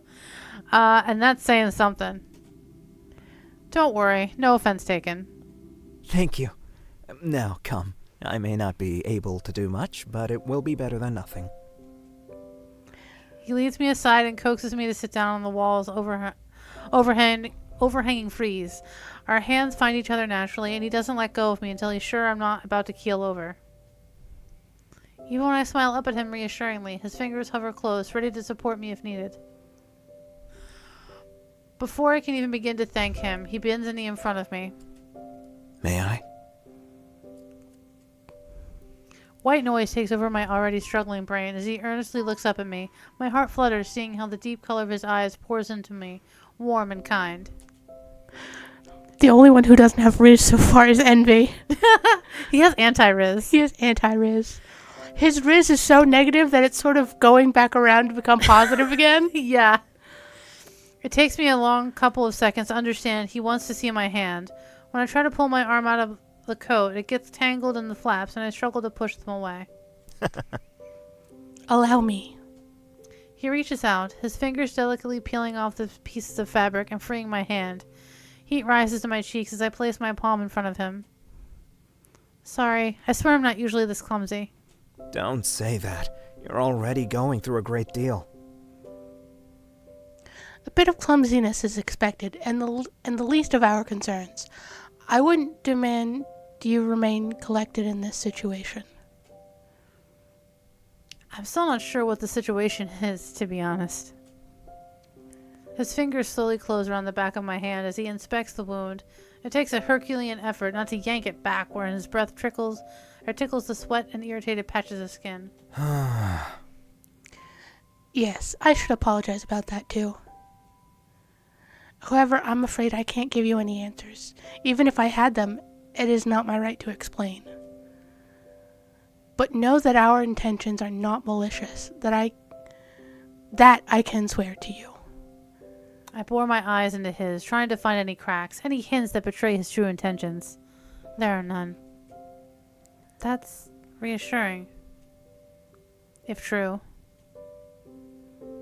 He holds my hand as though it were made of spun glass. Underneath the blood, the blades of grass, the dirt, I can see the black ink decorating the back of my hand. He retrieves a cotton handkerchief from his pants pocket, and his eyes search mine, asking for permission. I nod. I'm absorbed by the delicacy of his movements as he slowly cleans upward from my knuckles. He purposely avoids the traces of ink, and his eyes narrow when the drawing starts to reveal itself. Do you know what it is? No. Not without further examination. He hesitates when faced with the entrance of the cut, covered by a layer of mud. I would like to alter it as little as possible, so if you'll excuse me. Yeah, I get it. I'll try not to think about the consequences of leaving a wound of this caliber untreated and full of dirt.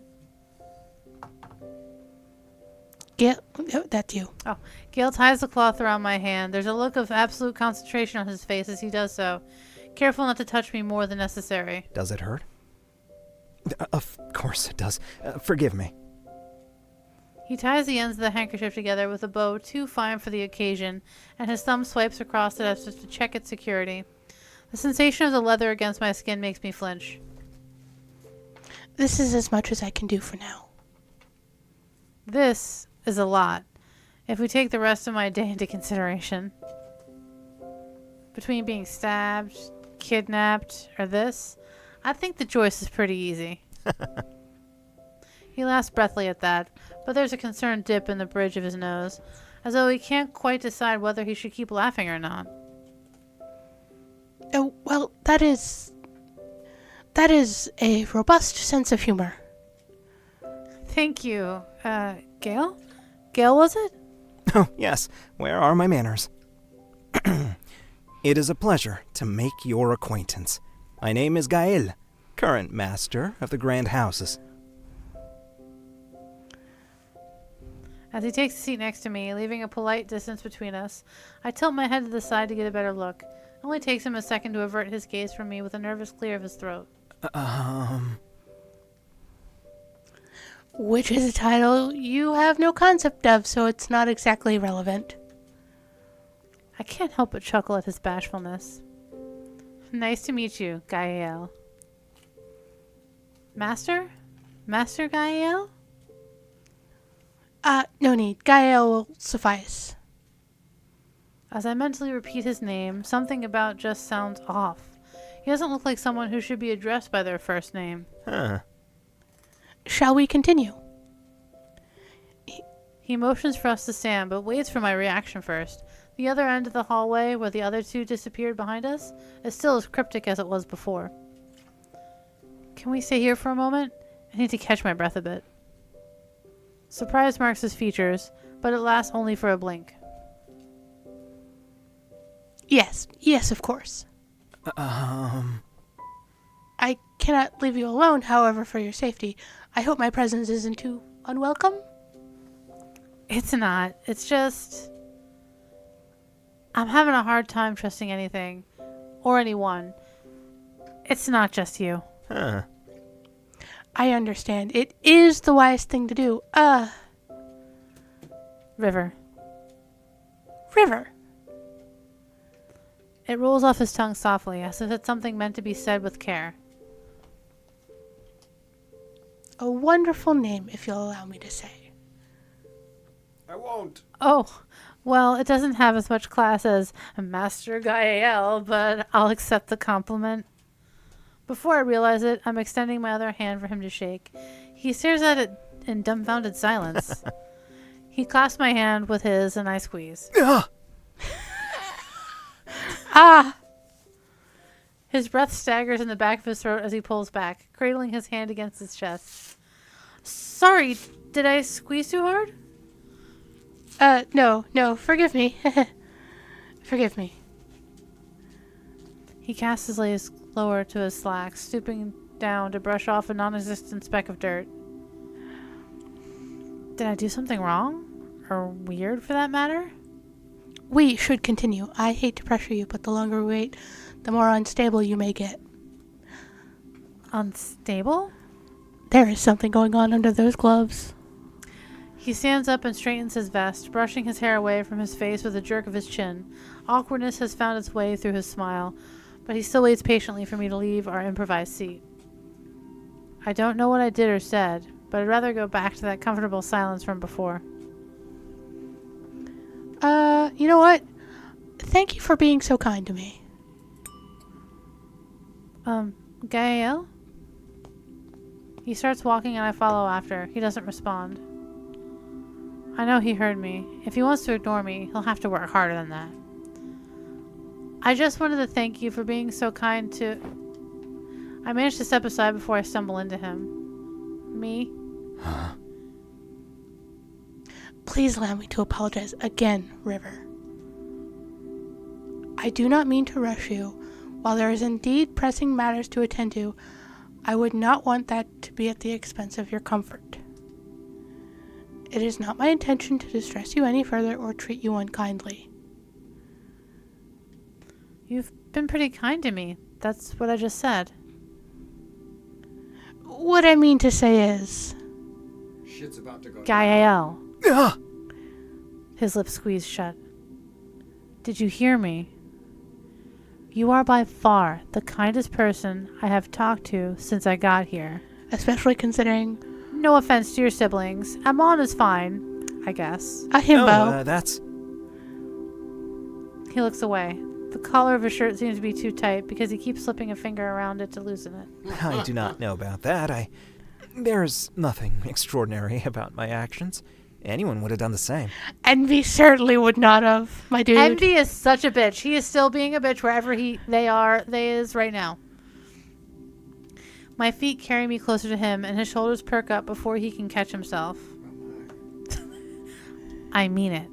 I can almost hear the protest in his brain. The protest his brain is crafting, but he gives up on it with a resigned exhale. His eyes, so open before, are now clouded by something I can't quite place.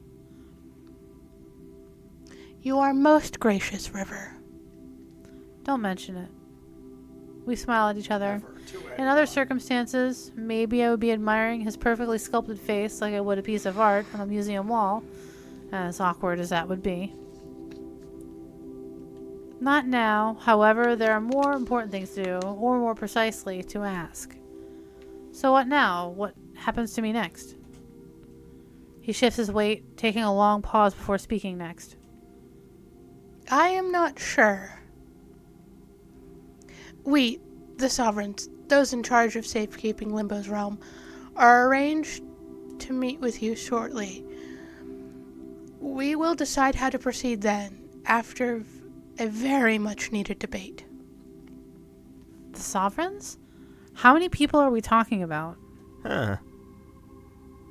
You have already met Amon and Envy.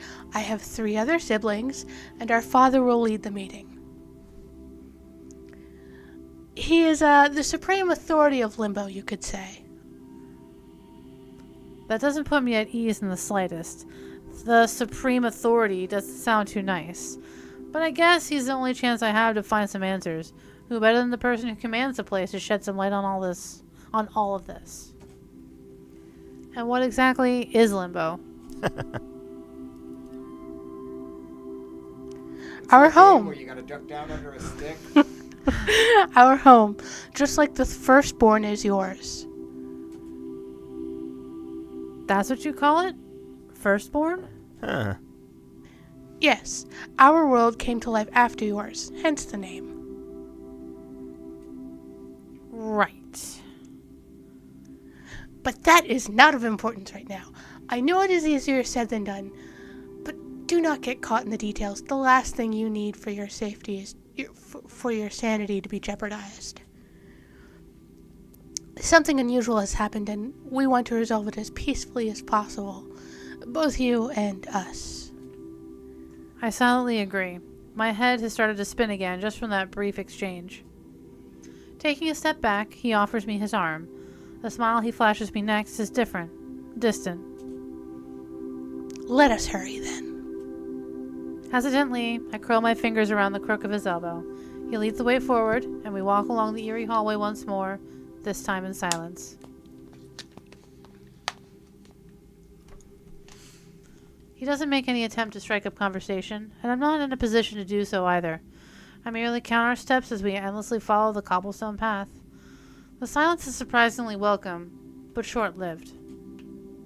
Something wails from within the walls. It's like a quiet morning, the wheezing cries of the wind leaking through the cracks of every brick shaping the corridor. I can vaguely distinguish mumbled words among the noise. I look up at Gale, but he is merely staring ahead, his gaze unwavering. If he hears it too, he doesn't react whatsoever. Then my skin crawls as a slow, unnerving smile curves his lips. He looks alien, uncanny, detached, as if he were carved from marble rather than born. What was a soothing presence a second ago now makes me swallow hard and loosen the grip I have on his arm. Why does he feel so different from before? Or am I the one who is... We stop. A gate made of stone and wood stands before us. The archivolts go up as far as I can see, framing a tympanum that portrays a long-haired man in its center. His hairs extend to each side, fingers stretching outward like branches embracing the scene below. Around him, several worshippers clamber up a hill, trying to reach him at the top. A pendant adorns his chest. It's some sort of eye inscribed in a bent triangle. Wait. I've seen that before. I cling instinctively to Gale's arm, with the gates open with a thundering noise, making the walls tremble. He finally looks at me, as if awakening from a long dream. It's all right. A gust of cold air hits me, coiling around my feet and filtering through the cloak. The scent of something acrid burns my nose. The gates are now wide open. We're facing an austere, seven-sided room. The subtle streams of light coming from the ceiling shine through the floating specks of dust, and I look down at the thresholds, clean-cut, keeping the cobblestone from continuing inside. This way. I don't move, yanking him back with a strength I didn't know I still had. There's a chair made of stone in the middle of the room, rooted to the cracked floor. Over it hovers a shining black sphere that catches the light coming from above.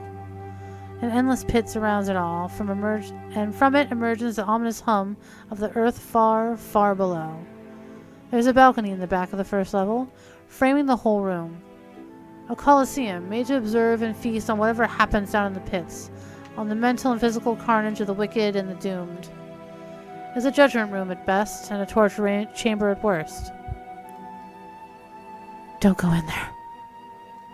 I shake my head, taking a step back. A wave of nausea pierces my chest, and I let go of Gale's arm, as though it were burning. Are you all right? What's wrong? I'm not going in there. Please, I know it's not the most pleasant of sight, but you must trust me. I can't do that. I'm not going in there. There's no way. River, please reconsider. There's nothing to reconsider.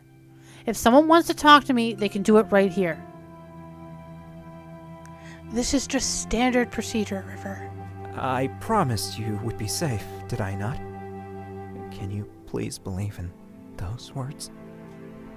I want to.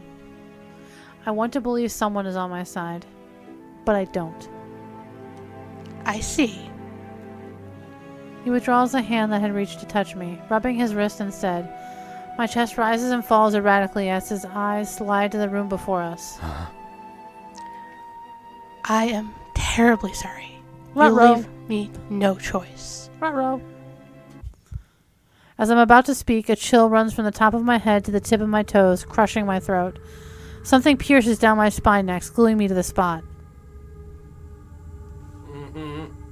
River, please get into the room. Yipe.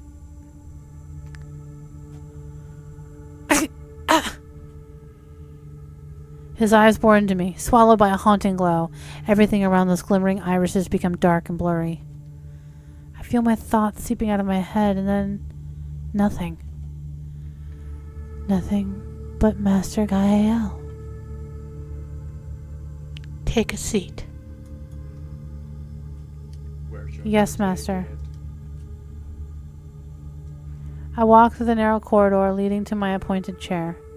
A rock slips off the bridge and falls into the void without a sound, and my eyes follow the pebble until it vanishes into the darkness. There's nothing but peace and quiet around me, nothing but the calm and careful beat of my heart in my ears. I sit down. My back slowly meets the stone, and my hands lay on the armrests. The tepid warmth of the candles licks what little skin peeks through the master's cloak. The ball floating above me, no, the eye, stirs to life and regards me with a quiver. Huh? The air suddenly slices my lungs and tears a high-pitched gasp out of me. Heat rises to my head in the shape of my own voice reverberating inside my skull over and over again. The thoughts fill black inside, desperately filling emptiness left behind. What did you do to me? I'm sorry. Flames bite every patch of my skin. I desperately shake the cloak off of me, pushing my sleeves all the way up to my shoulders. Phew! He casts his eyes down to where his discarded cloak lays. The coat floats in the air, fanning my sweat-stained cheeks in the process. It flies away from me and neatly coils itself around Gale's arm. Thank you. No. Don't mention it. That was you. Sorry.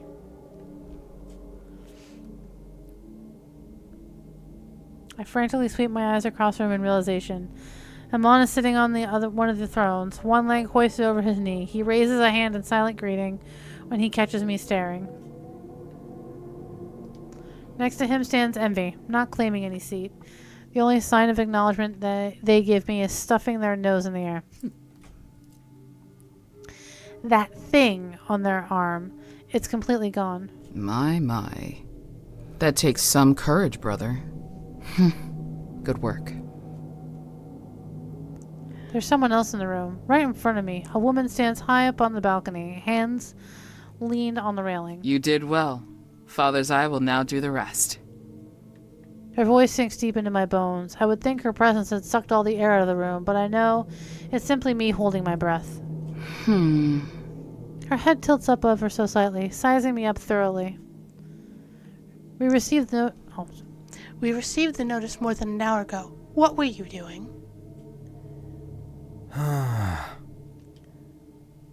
My apologies, dear Perfectus. I wanted to present our guest in better shape than we found him for our father's sake. Alas, I am not sure I achieved that.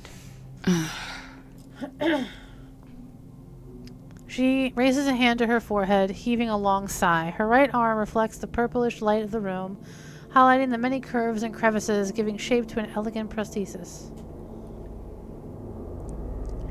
You and your compassion again, Gale. I admire you. Gael. Shh. It does not falter even in these circumstances, does it? Huh. On the contrary, it should be stronger than ever in moments like this. If you don't mind me, I will take my seat now. He turns with a bow, and I stare at his receding back. The paralyzing fear strangling me only heightens with every step he takes. Who is he? No, what is he? What are these people? I take this as them? She's looking at me. The drum of her metallic claws in the stone echoes loud enough for me to flinch. Her crimson eyes flicker with a dull curiosity as they fall on me. I curl my hands into fists as I hold her stare. Gail's handkerchief tightens around my hand. Uh-huh. Yep, this is them. The woman inspects me more closely now. So this little thing crosses the crystal border and lives. Quite the miracle, don't you think? My tongue darts out to ease the dry creases on my lips. There's a clear accusation behind that clipped tone of hers. And those beasts haven't torn them to shreds either, as I can see. Not a limb infected or missing. They tried to, for sure. We were lucky to be there. We'll see about that. She sighs once more with an audible tension and closes her eyes. When she opens them next, they instantly find me like a knife through the chest. Listen up, child of the firstborn. I am Prefectus Rhea, guardian of this realm and protector of this sacred chamber. I will be the one to judge you on this day. She's Judge Judy, an executioner. You will answer every question asked to you, and you will do so with honesty, lest you receive the punishment you'd be looking for. Have I made myself clear?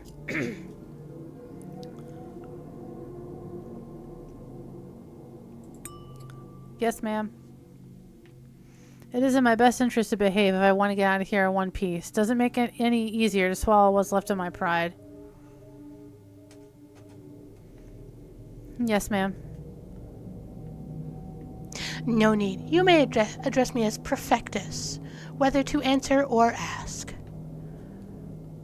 And once again, we find Oh, tyranny so I can ask as well. masquerading as Interesting. authority. Yes, Perfectus. The corner of her lip lifts with a sly smirk, lighting up her eyes with a glow proper of a sated wolf.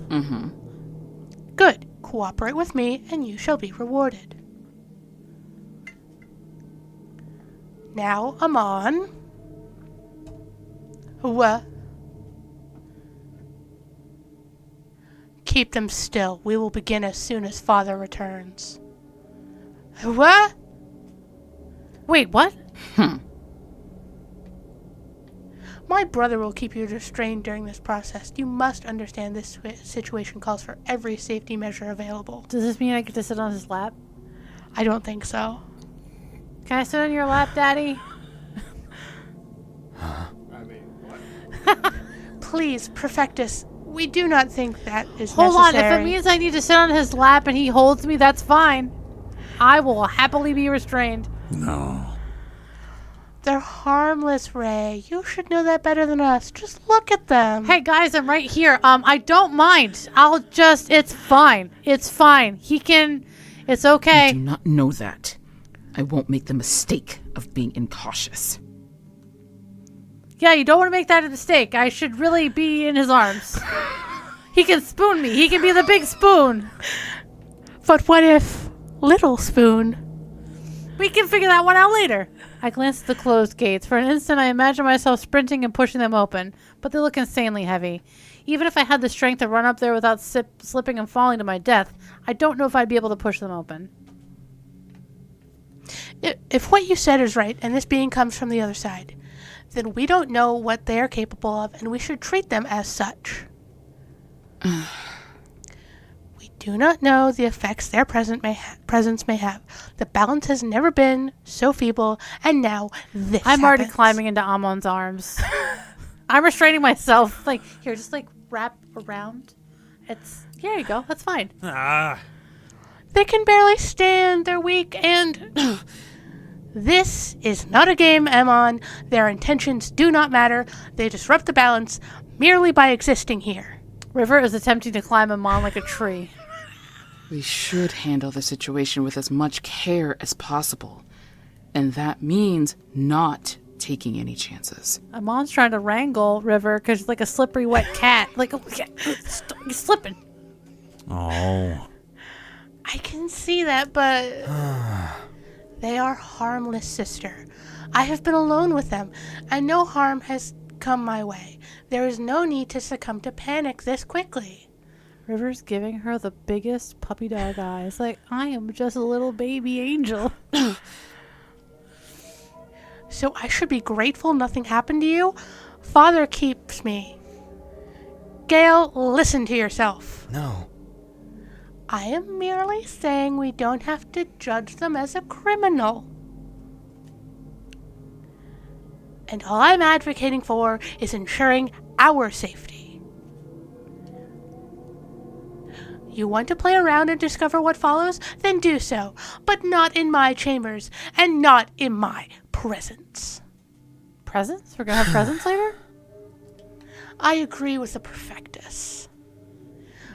We have to cast our feelings aside, and likely our morals too, if we want to get to the bottom of this. Bottom? No. I thoroughly refuse to do that. Character could have slipped. Children. Oh. Zaddy?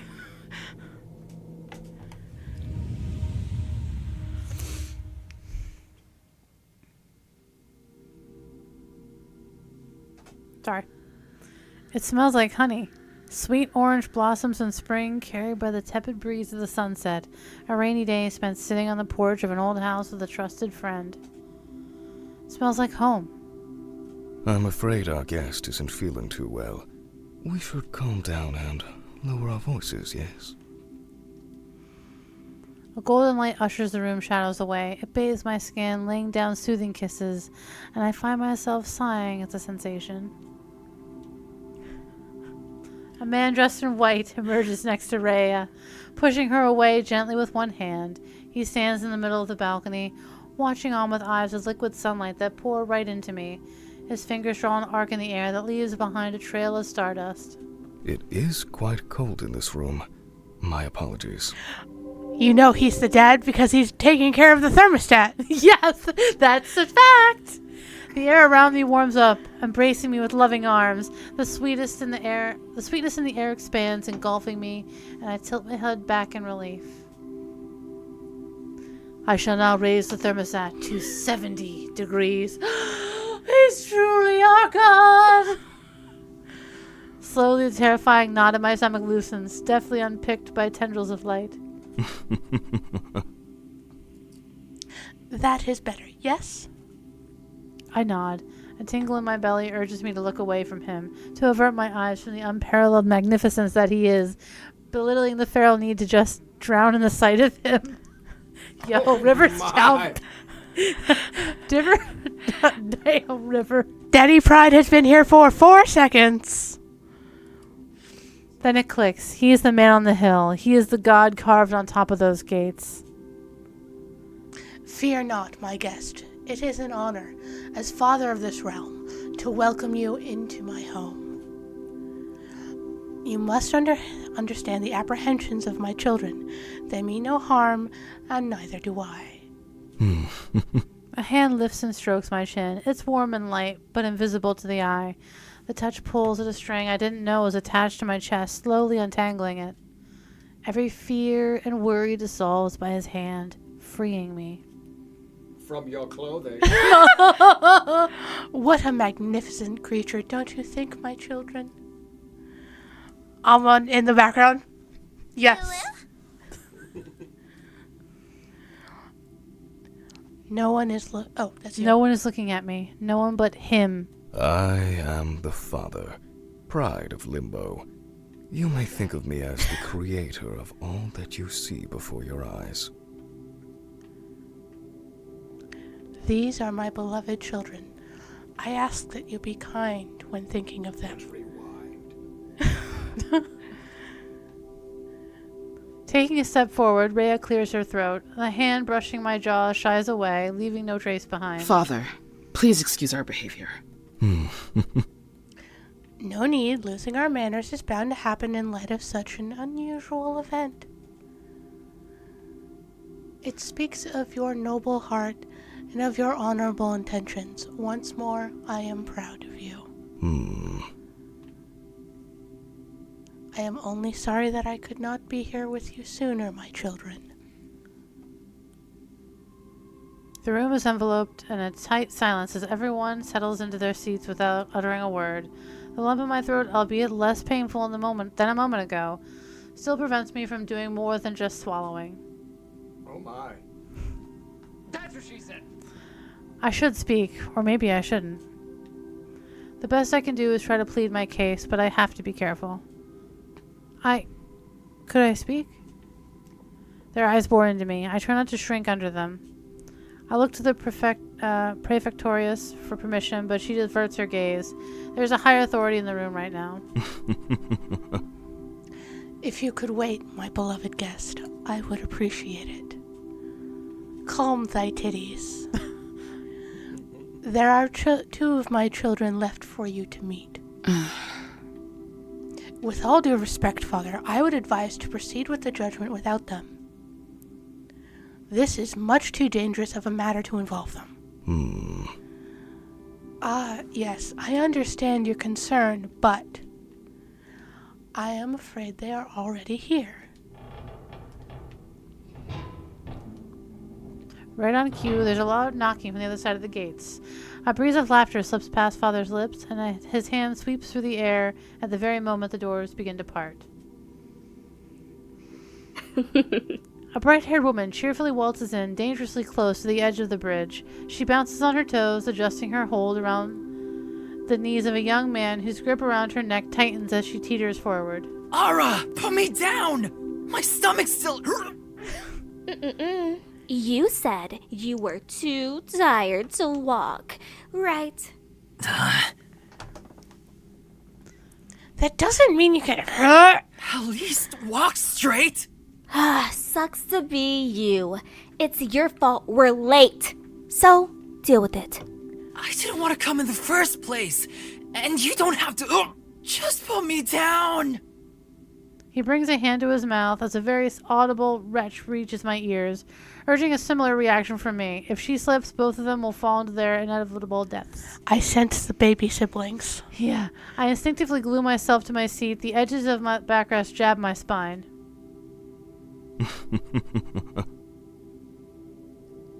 My loveliest, you shouldn't run through the hallways. You might slip on the wax. It's fine. Sorry for the delay, Dad. No need, my dear. But do put poor Zal down. Ugh. I don't know. I think he deserves a bit more punishment. Let's save that for tea time, For now, we should take our seats. Yep, sorry. You see, someone had to go to the bathroom and couldn't wait. Oh, I can projectile vomit all over the place if you want to. Let's also save that for later. I doubt our guest would appreciate that. You are correct. The guest would not appreciate the projectile vomiting. Oh, right, our guest. Yeets him. Sweet circles, is it true then? Indeed. Yes, my dear. Your siblings just escorted them here. The Wanderer of Worlds? I really thought you were messing with me.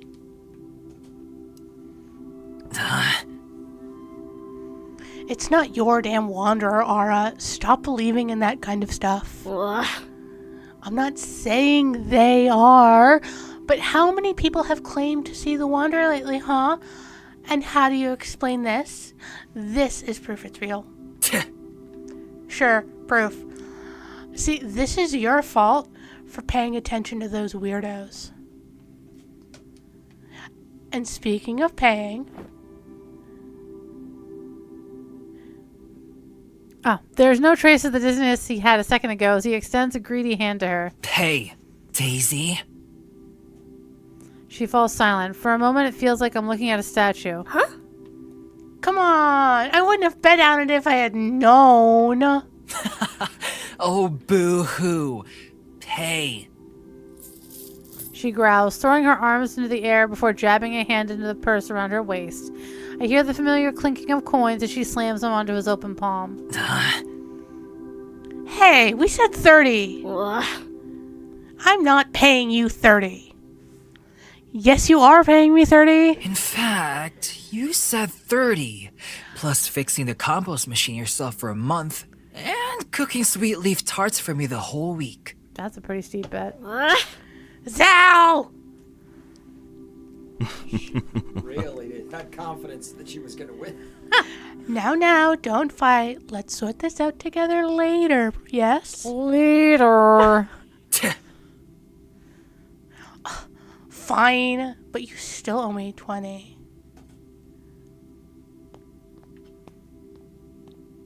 They make their ways to the balconies, each step louder than before, even as they drift away. I watch as they continue their casual chat, throwing glances at me all the while. When the girl notices me staring, she waves at me. I avert my eyes. I need to get out of here. Now. Too many hot people, too many hot people! The doors are still open and I feel reasonably better. I know that it's not me but the hold this place or the man in gold has on me, but maybe I can take advantage of it. I can sprint to the door, get to the hallway, and if I'm lucky enough, maybe lose them through the corridors if they give chase. Honey, this is their house. Yeah. There's no time for second guessing. Huh? I try to hoist my body up with my hands, but I'm pushed down again but the moment my rear leaves the chair. I told you, Ammon. Oh, dear, I asked that you remain seated, my guest. My fingers spasm when I command them to move. Every mechanism in my body halts. A fist pulls back at the reins of my muscles, yanking me back against the stone. All the blood rushes to my head, the only thing that is still mine. It's useless. I can barely blink and breathe, and maybe I should be grateful for that. Takes me a long time to move my eyes to meet Amon's. His left hand is facing down, pointed vaguely at me. He's the one doing this to me, isn't he? But how? How is this? Indeed. Splendid. We can begin. I'm guessing he has air manipulation powers. I guess he's an airbender. The 6 thrones are occupied. Father stands on the balcony. Hands joined before his chest. I'm about to be judged. For what? I do not know. It is known today a human has crossed the border between our realm and the Firstborn. This is proof. This isn't real. There's no way any of this is real. Now I will hear about the recent events from my eldest, Lord Ammon. Amon's mouth... Oh, that's you. Amon's mouth opens and his eyes make a beeline to Envy, who is staring stoically down at their hands. Well, Dad, Vivi was the one who, Ahem. Father, Lord Envy was the one who felt the pull on the border. I think it's them who should... You know your sibling cannot answer, son. The fingers? Oh, The fingers still pointing at me twitch. I try to jerk my arms up, but the intangible force wrapped around me pushes back down. If he gets distracted enough, maybe I can... Yes, of course. He stands. The rasp of his throat disrupts the ominous silence. We were both in the Black Citadel when Lord Envy felt the border weaken. We saw light in the sky after that. We hurried to the woods, past the circles, and we found the human near the limits. A pause. We encountered some void-bound, more than usual. They chased us beyond the limits. And far away from them at that, they got really close to the 4th bridge. That is quite concerning. It is. The void-bound venturing off limits, that can only mean the tower is getting more powerful. We should raise an army. We should raise the alarm in nearby towns. The tower. Hearing that word is enough to drive my heart all the way down to the pit of my stomach. This may be the only chance. Excuse me, that tower you mentioned, what is it? Judging by the many reactions around me, it seems they'd forgotten I was there altogether. We do not know exactly. It is an entity that has been feeding off of Limbo's essence for eons, long before some of us were born. Its origin is unknown, as are its goals. We assume it is sentient and intelligent to a degree. Any attempts at communication have been fruitless, however. That vile thing is a threat that spits monsters into our realm, the Voidbound which you have had the pleasure of becoming acquainted with. That should be enough to satisfy your curiosity. No, it's not. If anything, I have even more questions now, but I'm not sure how smart it is to show interest in this entity they're so afraid of. I see it in my dreams, after all. Maybe it's a bad omen, or worse, something that could get me killed if they find out. Curiosity is a marvelous thing. Please don't hold back if you harbor any more questions. Oh. I can't see through that affable smile of his, but my guts churn and twist at the sight. There's something behind those words. Intent. Maybe a wish for me to keep asking. You wish to speak, did you not? This is your chance. I now grant you permission to plead your case. Our dear Prefectus moderates this chamber, but today I will be the one to heed your words. I advise you to be wary of what you say, or what you do not. Oh boy. A cold drop of sweat rolls down my temple. My mouth is so dry I almost choke around my tongue. I don't really know what to say. I don't know who you are, or where I am to begin with, but I'll tell you anything you want to know, with one condition. Whispers erupt around me. Some entertained, some horrified. My voice gets caught in the bottom of my throat for a moment before I can speak again. You must guarantee my safety. Promise me that I won't be harmed, and I'll tell you everything I know. I never had any intentions of hurting you, my dear guest. I assure you that you fall under my protection. Oh, great. And my word and my will are law. Is that enough to ease your concerns? I somehow managed to hold his stare. I can't, for the life of me, read his expression at all.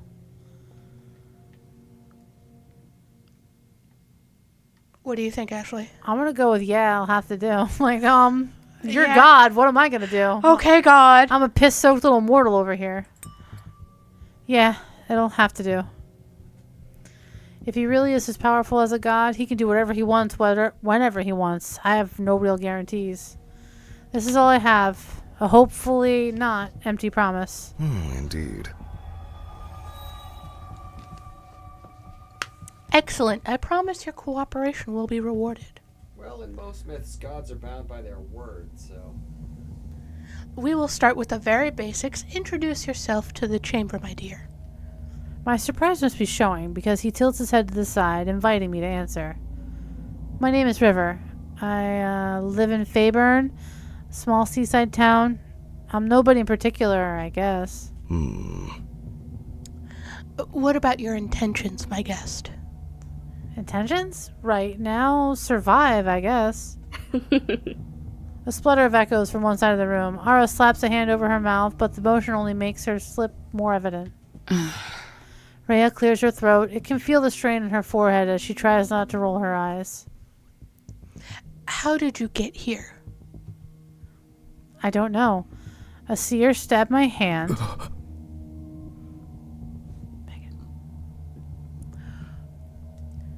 What? A seer? I went with a friend of mine to get her fortune read. They offered me a reading too, and then they started saying the weirdest things. They attacked me, stabbed my hand, and the floor gave in. Then I fell, and I remember... I racked my brain only to find those memories are still scattered and fragmented. Sensations remain, but I can't put them into coherent words. I remember the ocean and the stars. Something was talking to me. Then I woke up in the forest. I don't think it's wise to tell them the seer told me about this. Somehow, about the one between, or... Wait. Are you the one in between? His golden eyes widen. For a moment as brief as a blink, his calm countenance is shattered by a grip of fear. That is quite enough. Oh, Daddy got mad. Oh, I'm so sorry, Daddy. Please don't touch the thermostat. My mouth clamped shut instantly.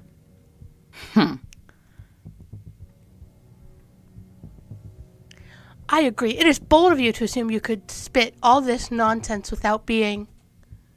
I'm not lying. Hey! They did fall from the sky. I just said that we saw the border being broken. Huh? And I saw the writings on the back of their hand. It is obvious a ritual has been performed. We don't have time to lose listening to this nonsense. The thick is plotting. If those damned creatures are wandering outside their prison, then we should focus on ensuring our people's safety. I'll see that every patrol stationed in every town near 4th Bridge sees their numbers doubled immediately. In the meantime, I suggest we bring the human to Redlock until we figure out what to do with them. Can I have a shower, please? Redlock? That's a bit excessive, isn't it? It's not. For all we know, they could explode any minute now. Redlock is our safest bet. Explode? We would ensure they are under constant surveillance and proceed with further deliberation after the Voidbound are driven back to their swamp.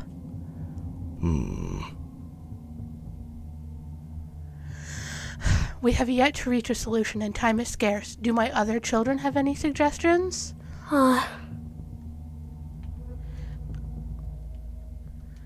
Why don't we try to send them back to the Firstborn? You all surely can't be fine with sending them to Redlock of all places. I refrain myself from asking what Redlock is.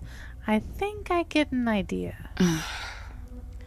It's not that simple. We have to consider the consequences of our decisions. Harmless or not, which we don't know yet, we have to prioritize the safety of the realm. Do you all understand that? I do, but if they shouldn't be here, then let's send them back. The safety of the realm? Am I a threat somehow? Right, Sal?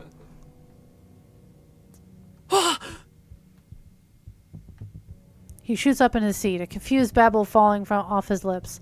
Registering the sudden attention of everyone else, he sits upright, throwing helpless glances around him. Sorry, what?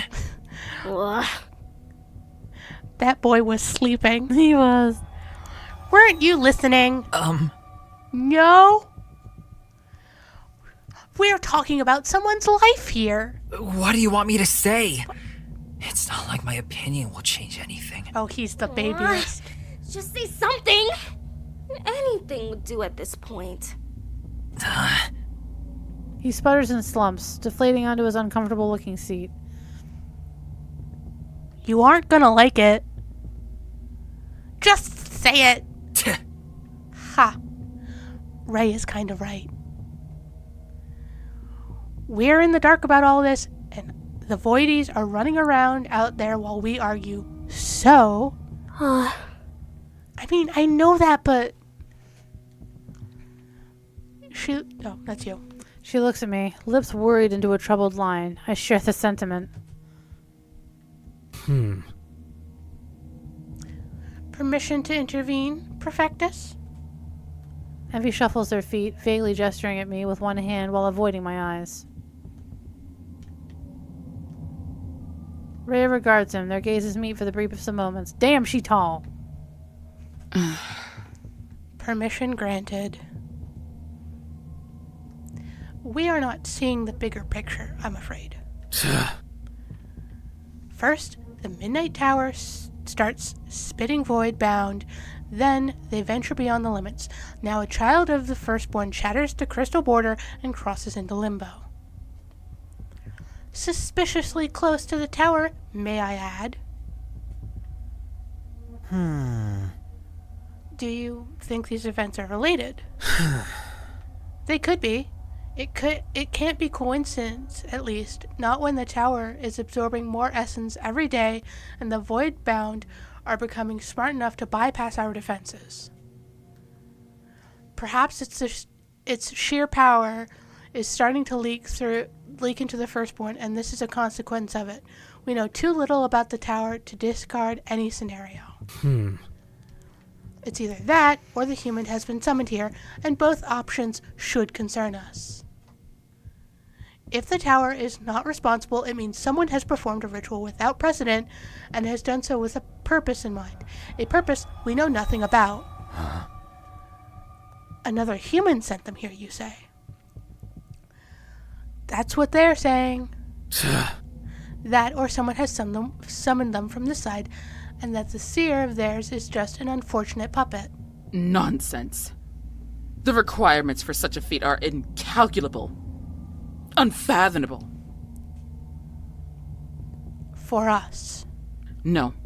There is no way a simple human could do something like that. It's Didn't impossible. You, like 5 minutes ago, just say you had no idea what they were capable of? Then the only possibility left is blaming one of our people. Those privileged enough to know about the existence of the Firstborn are aware of the consequences of attempting to do something this egregious.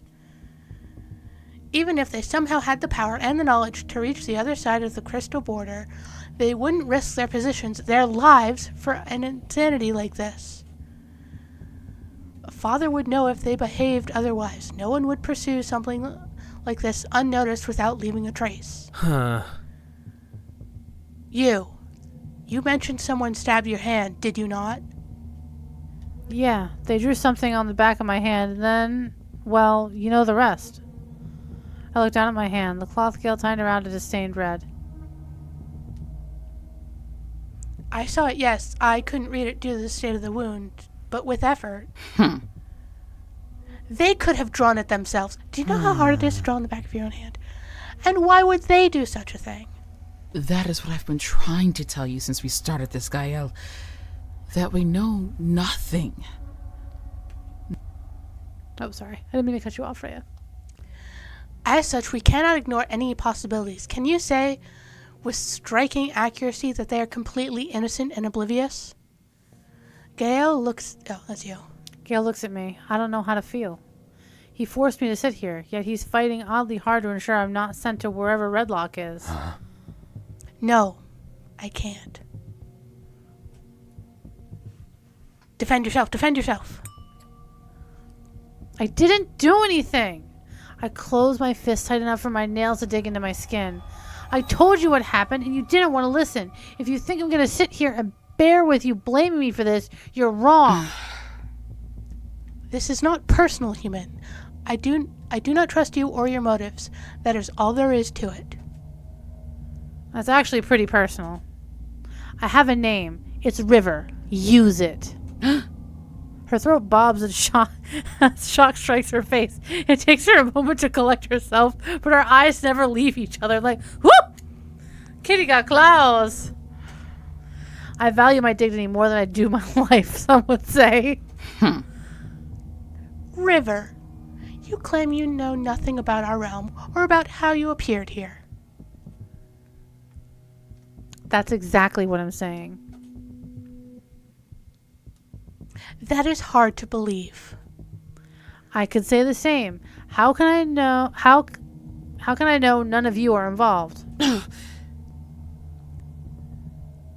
There are no lies in this chamber. We live by the word, and our word is sacred. I don't care about your customs or your beliefs or whatever. I want to go back home. I've never wanted to be here, and I never will. Whatever business you have with anything, really, I don't care. You want me to work for it? That's fine. I'll do anything. But save us the time. I don't think we can afford to lose much more. Her mouth closes. The anger that was starting to spill into her features diffuses into a sort of surprise that looks awkwardly positive. The room becomes mute. Expectation hangs in the air, turning it taut and oppressive. Huh. Wow. Speaking of Wow. impressive. Yeah, that takes some courage. Wonderfully said, River. You have as many reasons as we do not to trust us, and yet we will only reach a solution if we try to understand each other.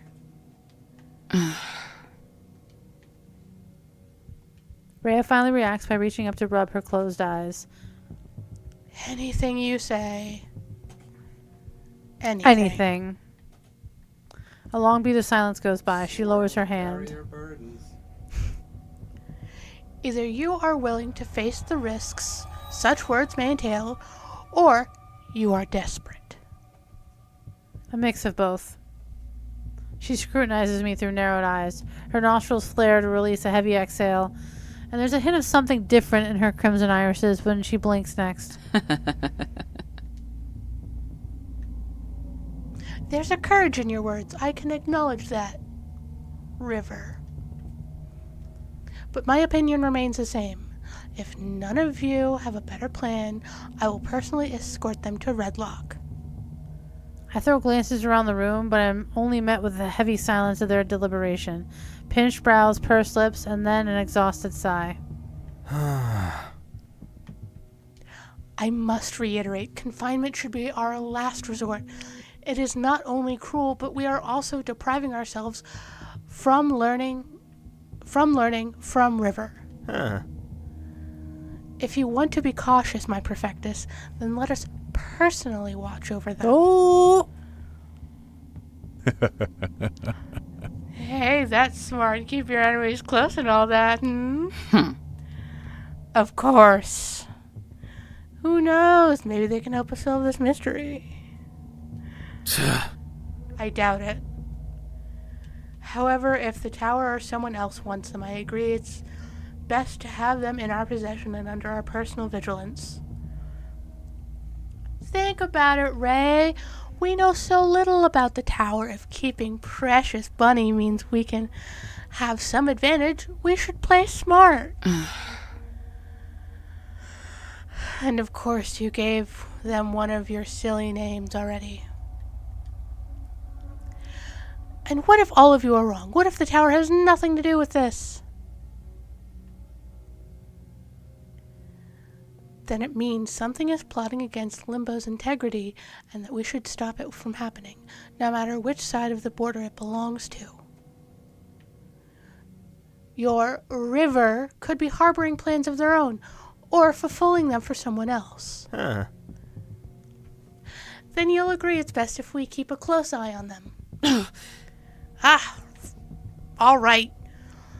I will trust your judgment. You lot really are tiring to argue with.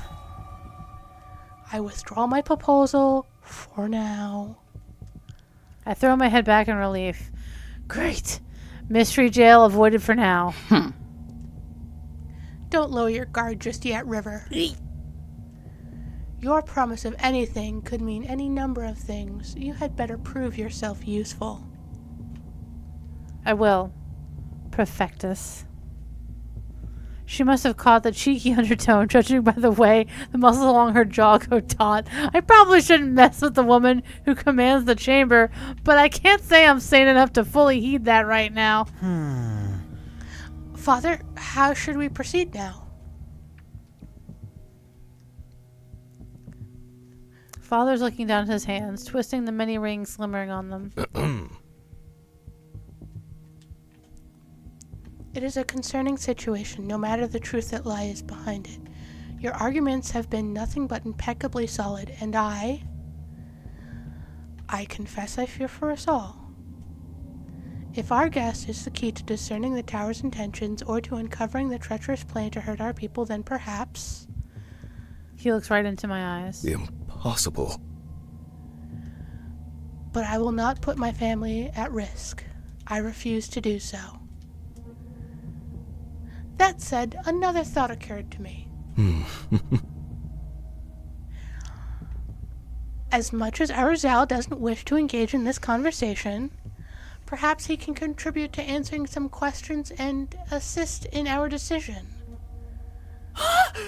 What? I would like to know if the human poses an immediate threat to us. Perhaps you can enlighten me on that matter, son? The color drains from his face until his skin turns ashen. Well, I've never tried it on someone. And, I would have to touch them. Indeed. Our approach is greatly affected by the question of whether or not our dear river is a threat to the delicate balance of the realm. But if you rather not, I understand, my son. We will find another way. It is all right to be scared. Zal wavers, head bobbing from side to side. His legs, which had been sprawled out like a cat's, are now crossed at the ankles as he stares through them with his trembling eyes. No, I can do it. I think.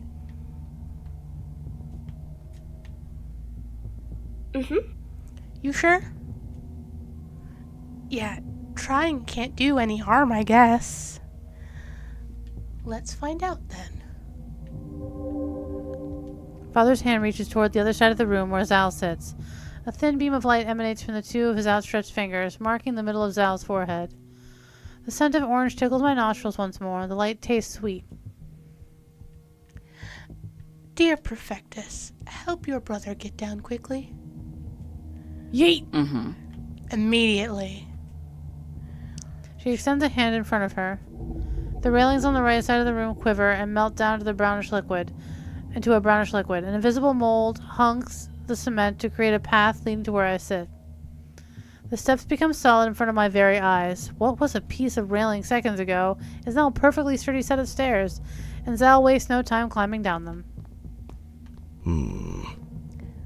I must warn you, my beloved guest. There is a ward embracing my son's body. Should you attempt to harm him in any way, I cannot guarantee what will happen to you. He is baby. My throat squeezes down to a gulp, but takes of its own accord. Father smiles tenderly as he steeples his hands. There's no hesitation in him. The void in my stomach twists as I vaguely consider what would happen if he sensed any ill intelligence coming from me toward baby. Zal fidgets, removing his hands from his pockets and taking a step closer to my seat. I can see my reflection in his jacket, tired eyes, and a gaping, swollen mouth. I barely recognize myself. Hey. He awkwardly raises a hand at me. Hey. Hey. He shuffles his feet. His eyes don't meet mine for long. I'm, Zal. River. God, this is like a fever dream. So, do you want me to explain what, What you're gonna do to me?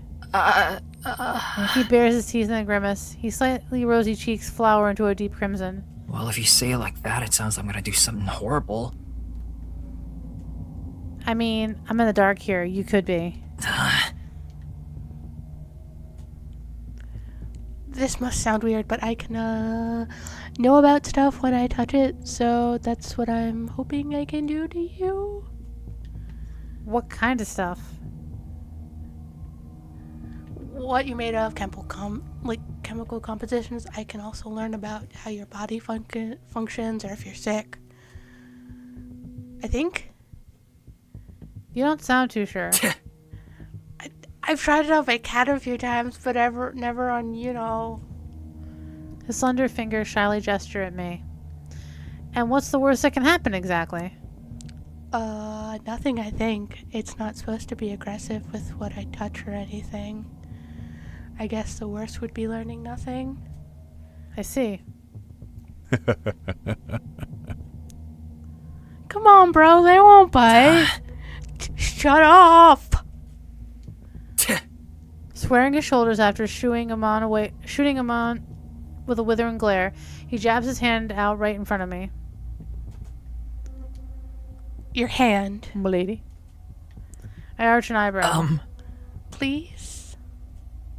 That's better. I think I'm picking on baby. I place my non-stabbed hand on top of his. His skin is soft, and his fingers curl around mine quite nervously. Good to know I'm not the only one scared, I guess. His fingertips find the back of my hand, hesitant, trembling. I close my eyes, readying myself for any kind of pain as he squeezes my palm. I can feel my pulse battling his own. The point where our hands meet tickles, and slowly the feeling turns sharp, like a pinch traveling all the way up to my shoulder. It doesn't hurt. My skin is caressed by a faint wave of dew that sets the hairs along my arms pin straight like a field of needles. There's a low thrum in my ears and a tingling nudge behind my eyes. Then comes a flash of light, a spark of color in the morning sky. A bluish glow takes over my arm, lighting up from the inside. Every vein turns into a glinting, sinuous line brimming with life. The orange and red hues of my backlit flesh bleed into blue. I can see all that lies underneath my skin, emanating a soft glimmer. His formerly gentle grip turns firm when my first reaction is to back away. His eyes are two beaming rays of cerulean light, lost in a vague point between my collarbones. Everything floats around us and stills. I can no longer tell his pulse from my own. We merge completely in an unknown sea, but I feel no fear. I drift away, letting the waves carry me, letting his eyes be my anchor. I'm submerged in frigid water, and the ice bites my skin. A voice tries to reach me. Fingers dance along the strings of an old and beloved instrument. Praise is given with the gentleness of a loved one. Then it arrives. Grotesque, all-consuming, starved for millennia. It roars, straining against shackles, tearing apart the very filaments of life. It lays in wait. It has been waiting for too long. Don't you think? The light within my arm dies in a single instant. The pebbles floating around us all fall back to their natural place, and the energy settling every nerve in my body on edge ebbs away. Last thing to fade is the shine of Sal's eyes. His pupils contract and his shoulders slump as his consciousness seems to slip back into reality. He scrunches his nose in discomfort and releases me slowly, letting his arm fall limply to his side. What is it, son? He squeezes his eyes shut a few times, clearing away the haze clinging to his expression. He doubles over right before me, hands shooting up to grip his head. I reach out when he keels over, catching him before he can hit the floor. Zal! His dead weight pushes me back into the chair as he stumbles on top of me. The back of my head and the side of Zal's hit the stone amidst a chorus of horrified gasps. His eyes snap open. We're so close I can see every twitch and flicker of his pupils as he gazes deep into something inside me. My chest stills. His eyes sink into my own, digging into the furthest reaches of my brain. I hear a soft whispering as his pupils turn white. Every other sound is drowned out by the thrum of his body, like a bolt of lightning caught within his ribcage. Zal, are you? His arm snaps up to stop her from coming any closer, but his eyes are still fixed on me, darting between images I can't see. I don't know how long he stays there, curled over me, hovering mere inches away from my face. He's not breathing. The glow disappears from his eyes once more. Air re-enters both our bodies at the same time, and only then do I realize it had been holding my breath, just like him. Slowly, the heaving of our chest subdues, in sync once more. He looks at me, conscious, serene. His bangs caress my forehead, but my body doesn't register the tickle they leave behind. You His expression doesn't change, set in absolute neutrality, but there's a glint of something behind those impassive eyes, a glint that sends a chill through my very soul. He knows. Zal? They're harmless. Lethargically, he straightens up with a steadying hand on the backrest of my seat. He blinks hard several times once more. Are you certain, son? He puts some distance between us and reaches up to touch the spot where he hit his head. The glance he throws my way vanishes in any doubt I had. He knows about me and the tower. Yeah.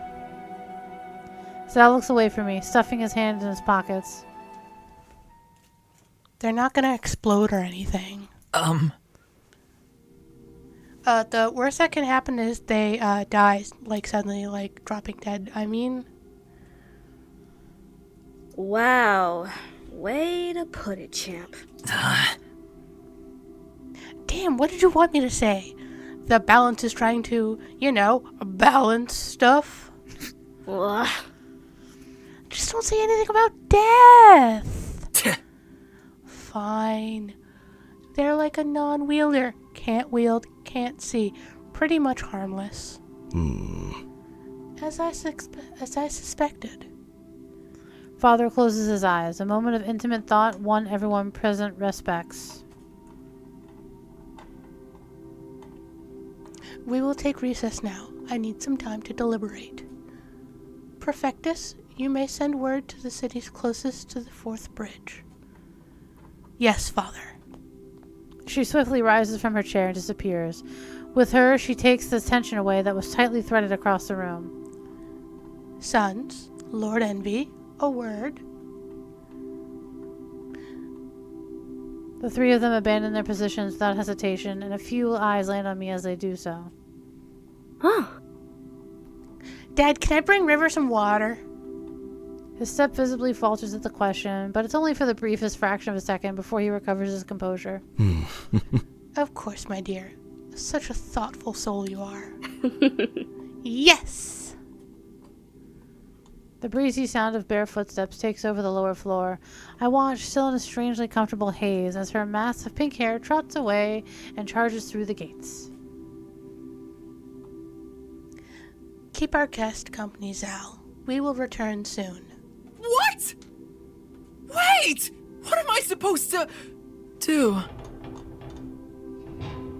A door closes somewhere behind the balcony. The sound echoes louder than it should. We are alone. There's no one here but me, him, and the droning eye hovering above my head. He draws out a groan, pulling his jacket up over his shoulders. The fabric slides back down, uncooperatively. I've been in plenty of uncomfortable situations in my life. This, somehow, isn't as bad as some of them. So, are you alright? I'm in one piece. I think that's as close as I'm going to get to alright. I guess I have to thank you for that. I was just doing what they asked me to. But you were kind to me. I wasn't. Fine. I won't argue. Are you okay, though? You almost fainted. His eyes finally gather the courage to land on me, and they do so suspiciously. My attempt at gathering a bit of information has failed, apparently. You don't have to be nice or anything. Like I doubt you care. Oh god, he's emo. That's a bit edgy, don't you think? I can't help but chuckle. At least I try to. No, it's not. Just a bit. Stop laughing. Aren't you in pain or... Aren't you in pain or scared or something? I can imagine Amon saying that. I'm surprisingly lucid if you ask me. Don't know how long it'll last, though. I could still do something bad to you, you know. Okay, sorry. That's the most comical threat I've ever heard. But I keep my opinions to myself. He looks like he would flee immediately if he hadn't been tasked to keep an eye on me. One glass of water coming through. Busting through the gates with the glass in her hand, she saunters over to us. Relief washes over my temporary guardian. With such strength, I'm afraid he'll keel over again. Very nice of you to leave me here alone. Oh, please, don't tell me you're scared of River. He doesn't reply. He shoots me a cautious glance, and I instantly know that he's thinking about... Did he see the same I did then? Or am I just imagining things? What's with the faces? What were you two talking about? Nothing. Nothing. Keeping secrets from Sister Ara, huh? Ara. Fine. Here, River, drink some. Several droplets vault off the overflowing glass as she jabs it in my direction, splashing onto my lap. The dazzling smile she's wearing could light up an entire city. Thanks. I hesitantly accept the offer. The glass feels absurdly light in my grasp. I gulp the water down so fast I can't even taste it. My breath cuts short and my stomach twitches painfully at the sudden influx. God, that felt good. Circles, do you want some more? No, that's okay. We don't charge for it. You just have to ask. Her outstanding kindness is a welcome as it is concerning. I already let my guard down with Master Gael. That doesn't turn out too well. I rest the empty glass in my lap. Ara's smile broadens until her eyes are hardly more than a straight row of long lashes. And it looks like she has... Are those gardening tools in her belt? Or are they like sculpting tools? Could be gardening tools. They do call her Daisy. She does have flowers in her hair. This is true. You don't look too different from us. What did you expect? Oh, come on. Don't tell me you hear Wanderer of Worlds and imagine someone completely normal. You read too much. There's no Wanderer of anything. Wait, that thing. The Wanderer. What's that? Oh. A pair of peachy eyes in front of me suddenly draws close. In a heartbeat, Arrow's nose is almost touching mine, and I swallow a squawk out of pure courtesy. The Wanderer of Worlds. It's an old legend of... It's just a stupid fairy tale. That's what someone boring like you would say. That's what someone who's not delusional would say. Prick. Ugly. Idiot. Their shared focus on me remains on one another, and they're bickering. There's a few hands thrown in the air, merged with some slaps, and soon a round of laughter wrapping it all together. Anyway. Can I have more water?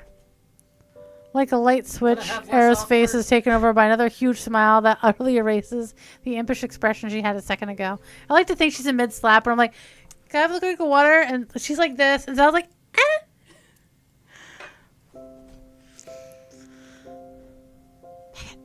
Sure. Line. Dialogue? Anybody? Ara picks up the empty glass and shoves it right into Zal's chest. You heard the liege. What? Come on. I'm not your butler. Bring it yourself. After the traumatic experience you made them go through, it's the least you can do. What? As if it was my fault. I didn't want to do it in the first place. And traumatic? Give me a break. I'm the one who almost broke my head in two. Come on, please. You didn't want to do it in the first place. Sal looks back and forth between us, flabbergasted. Notably, his eyes linger on mine longer than they do on his sister's. Don't look at the prisoner. Guest. No, please. Pressed? Do it for your super cute and kind sister. I love the wavy lines. Is that sister in the room with us right now? Ara clasps her hands together. Her pleading eyes are so big they look ready to pop out of their sockets. Ugh, fine. But I'm adding 10 more to your debt. Aw, my boobaloo woo. Thanks. He storms off, empty glass in hand. Her expression twists mischievously as she watches her brother march away, her little hands rubbing together like the most villainous of villains would do. Well, at least someone is having fun with this. So, how are you holding up, River? I'm sure you've been asked that a bunch of times, but I can't resist myself. By generating enough force to resist gravity. Well, I'm afraid I have to give you the same answer, so I'm alive, I guess. Unless you all have different plans. Because you don't, right? Plan to, off me? Huh? Oh, no. I know everyone got a bit nervous back there, but I swear, we're not monsters or anything. That's exactly what a monster would say. See, things are not exactly perfect around here. But now that you're here, they might just be soon. Yeah, I'm gonna go with that one. What am I supposed to do exactly? I think I understand that you're dealing with some problems, but I don't know how much I can be of use. I mean, your brother did say I might die any minute, which is awfully comforting and not terrifying at all. Thank you very much. Ugh. Don't listen to him. But it's true, right? Well, let's not think about that right now, all right? What's important is that we all agreed on helping you out because that will help us out too. Huh. Most likely you will just have to not get into trouble and lend a hand when asked. Chances are this is just a weird misunderstanding and we'll find a way to send you back home in no time. And I'll be there for you along the way. Helping people is what I do best after all. There's a sparkle in her eyes as she speaks. It's compelling, passionate, like watching someone give the speech they'd be preparing for their entire life. And I'm the audience she wants to move. Your enthusiasm is appreciated? Aw, aren't you sweet? First, I guess Gale will examine you properly after we find a way to interact with you without causing a reaction that kills them. As Al emerges from behind his sister, nudging her arm with a now refilled glass of water. Shut up. She yanks the glass off him and hands it to me. I'm just saying. What? You know, I was promised a dating sim. Yeah, and that's the problem. Just stop talking altogether. Don't wanna make me. And so it begins. Once again, I become a spectator of their banter, of their duet of jabs and puns, as if this were any other day in their completely normal lives. Doesn't last long, for better or worse. A scraping noise from above makes them shut their mouths, and the three of us turn to its source.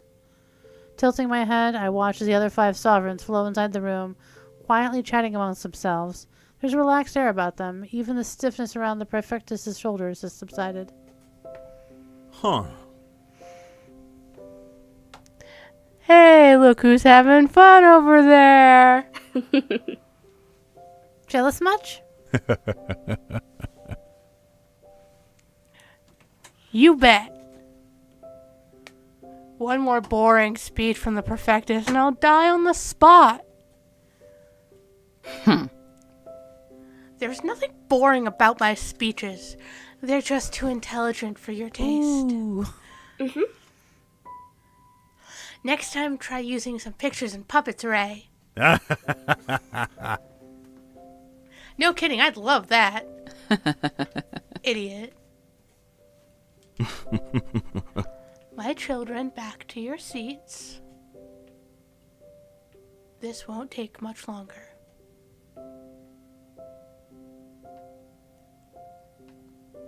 Everyone takes their seats as requested. Zal has scurried away at some point, and Ara's on the one who lingers on the platform that's been my prison for a while now. Oh, you can keep the glass if you want, just in case you get thirsty again. Hang in there. Just for a little longer. Alright? Maybe it's her bright smile, or the familiarity in her gestures, in her movements, whatever it is. I find myself nodding before I can think about it. Will do. She seems satisfied with that. With a final bob of her head, she turns to the stairway. Ara? Huh? Yes? Thanks. She tucks a few strands of hair behind the shell of her ears, but they promptly return to their place around her heart-shaped face. Don't mention it. Her lips quiver as she contemplates whether to say something else or not. With one last beam from me, she settles on the ladder, skipping all the way back to the upper floor. Wonderful. As Father resumes his position at the railing, the dust floating around the room freezes in place. The timid rays of moonlight peeking through the windows halt their dance. Not a sound or a word is heard. After careful deliberation, I have made a decision. It is true that the human summoning is wholly inexplicable, and are their true intentions, or if they have taken part in this unprecedented event. With that considered, I will have the 7 sovereigns guard this one's life until a solution is found and the culprit of this transgression is brought to this sacred chamber. As Limbo's father and protector, I know in my heart this is the right thing to do. As a father, however, I would not demand this of you, my children. If the worst scenario came to fruition, many lives would be at risk, including your own. You don't have to ask, Father. The safety of this realm is the safety of this family. Your burden is our burden. Yeah. Yeah, we wouldn't dip on you like that. This'll be easy, you'll see. Zal, Ara. We're in, of course. Don't you dare count us out. Right, Zal? I dragged out hum as his only answer. He searches for something he can use to help his case, and by chance his gaze falls on me. His expression tightens. We draw a labored breath in unison. Yeah, about that. Ugh, sure, I guess. He looks away, crossing his arms before his chest in visible discomfort. The tension that should wash out of me solidifies, worming its way into my belly. Why is he not saying anything? How will we settle this, Father? Will they stay in the spire? Will we take turns watching over them? Knowing how fickle their life You'll is. be taking turns. Knowing how fickle their life is, I'm afraid the spire's volatile nature would not be ideal. My position does not allow me to dedicate as much time and effort to this matter as it needs. Therefore, I will ask of you to shelter River within your circles. They must be under strict vigilance, but also cannot raise suspicions. This matter will remain as secret as possible. Teach them our customs. If they are truly foreign to them, let us embrace them, and let them embrace our home. Sooner or later, the answers will be given to us, one way or another. Stand and cast your vote, if you will, my sovereigns. The room fills with the sound of shuffling clothes and shoes. 6 hands rest atop of the railing, and a quiet hum erupts from the earth, crawling up through the pillars, holding this place together. However, there's one among them who doesn't move. Envy remains still, a distant look in his downcast eyes. Father, a suggestion, if you allow it. Indeed. Yes, Lord Amon. Even from where I sit, I can see Adam's apple plummet under the weight of Father's candid stare. I'd like to suggest we include Lord Envy in this. Amon. I know the law. But they know more about the firstborn than any of us. It's only fair that he has a chance to help. And it would be good for them to have a say in this. Maybe then we can... Amon.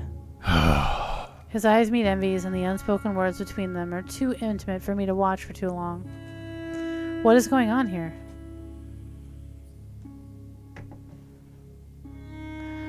We will speak about that when the time comes. For now, yes, I understand. Do you find yourself ready for this task, Lord Envy?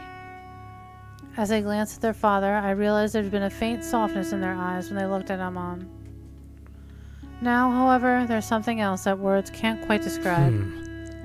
Yes, I do. Then it's decided. Envy stands up and joins the rest, his pale hand clasping the cold stone of the ledge. By unanimous agreement, the Seven Sovereigns will take Liege River under their sacred protection. We will, however, grant our guests the chance of making a crucial decision. Father offers me a fond smile as his attention zeroes in on me. He brings his hands together, squeezing his palms until a flicker of light seeps through his fingers. When his hands part, a deck of cards swirls in rapid circles between them. Its pace soon slows to a halt, bobbing up and down amidst a golden glimmer. The balcony in front of Father parts before him, shying away from his presence. He steps into the void, and the air itself holds him aloft, coiling around his ankles with care, delicately fanning his clothes. My heart trembles at the sight before being soothed into a calm rhythm. A golden hand slips between my ribs and lovingly pats away the ache held there. It steals my breath. It relieves me of never-ending pain of being conscious of being present. I will be taken care of. Every thought is erased with a snap. I am besotted by the glorious face approaching me, by the scent of morning dew cradling my senses. The world carries Father to me, stopping him at a distance that could be dwindled into nothing by a mere stretch of my arm. His power is unimaginable. I can't taste it on my tongue. I feel it in my veins, hear it echoing inside my head. Yet I fight it. No, something else inside me fights him, fights the hold his godly presence has on me. What are you doing to me? I apologize. It is my very existence that troubles your soul. Perhaps with greater strength than usual, as you are no child of mine.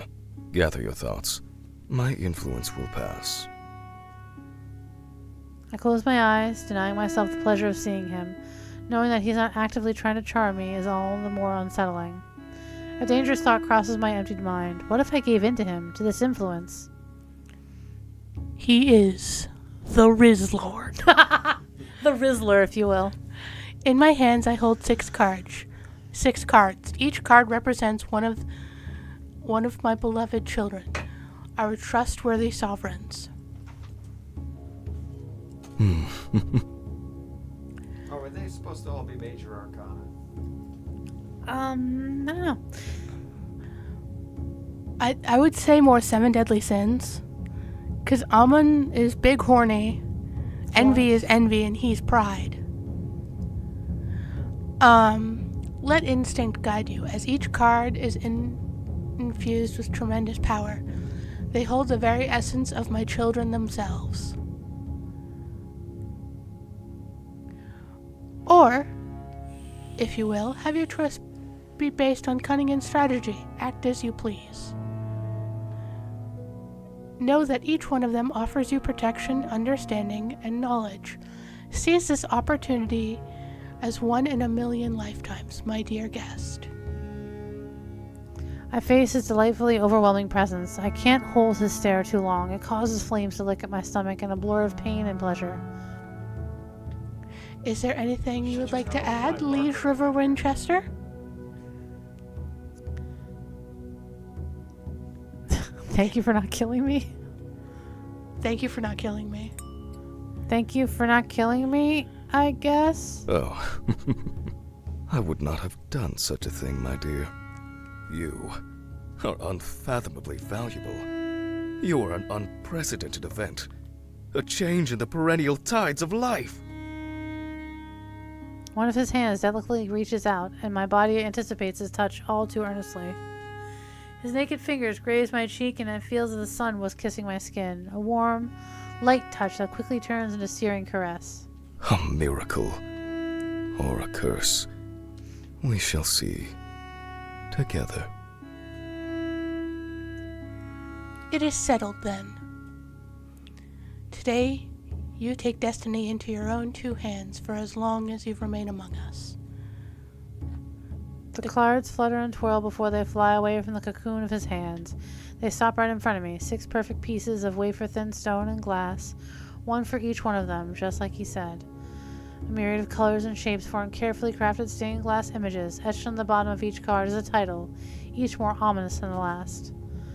I just have to pick up one and that's it. It's decided. Somehow part of me still hopes that the moment I choose a card, I'll wake up in my bed, that all this will be nothing but a bad dream. But that's not going to happen. I will fight my way through whatever comes next, no matter what it is. That's my only resolution, my only comfort. I will make them wish they'd sent me home as soon as they saw me. I reach forward, my fingertips hovering over the edges of the cards. The air around them is charged, buzzing with energy. It laps at my skin, beckoning me to choose. And so, I make a decision, perhaps my final one.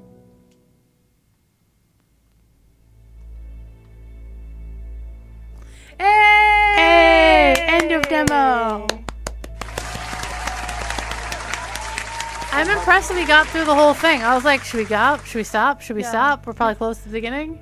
Yeah, that was clearly like Act 1. Yeah.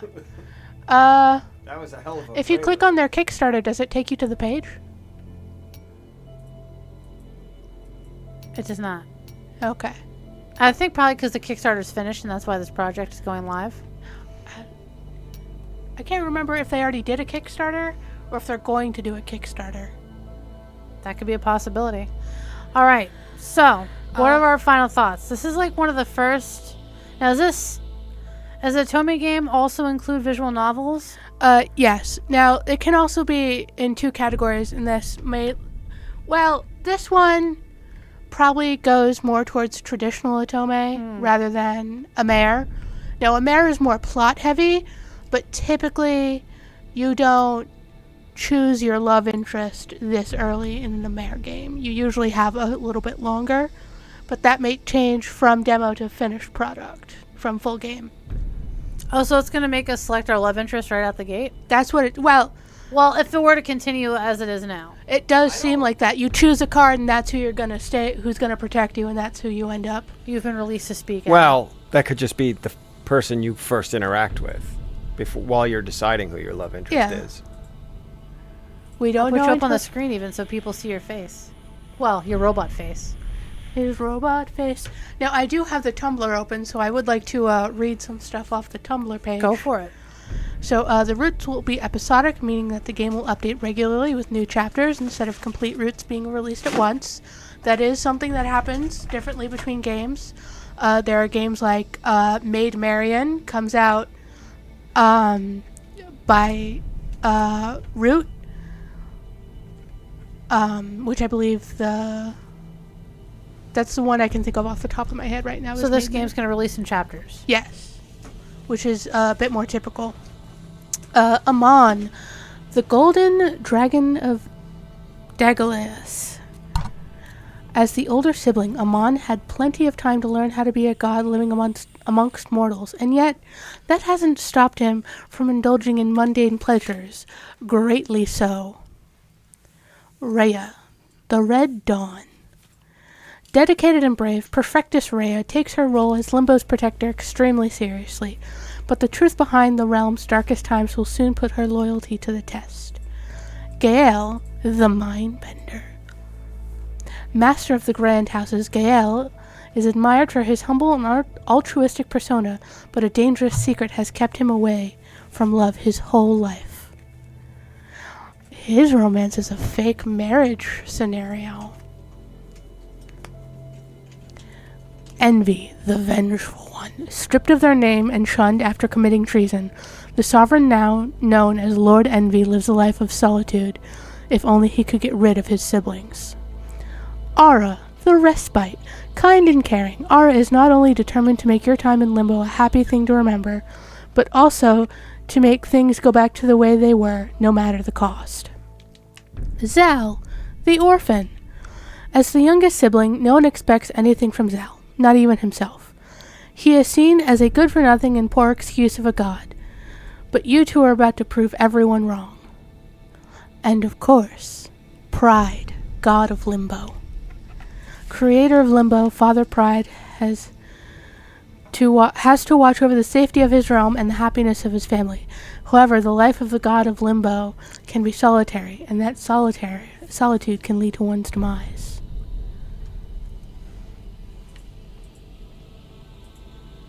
And those are the romance options. Great, you can romance any deadly sin. Yes.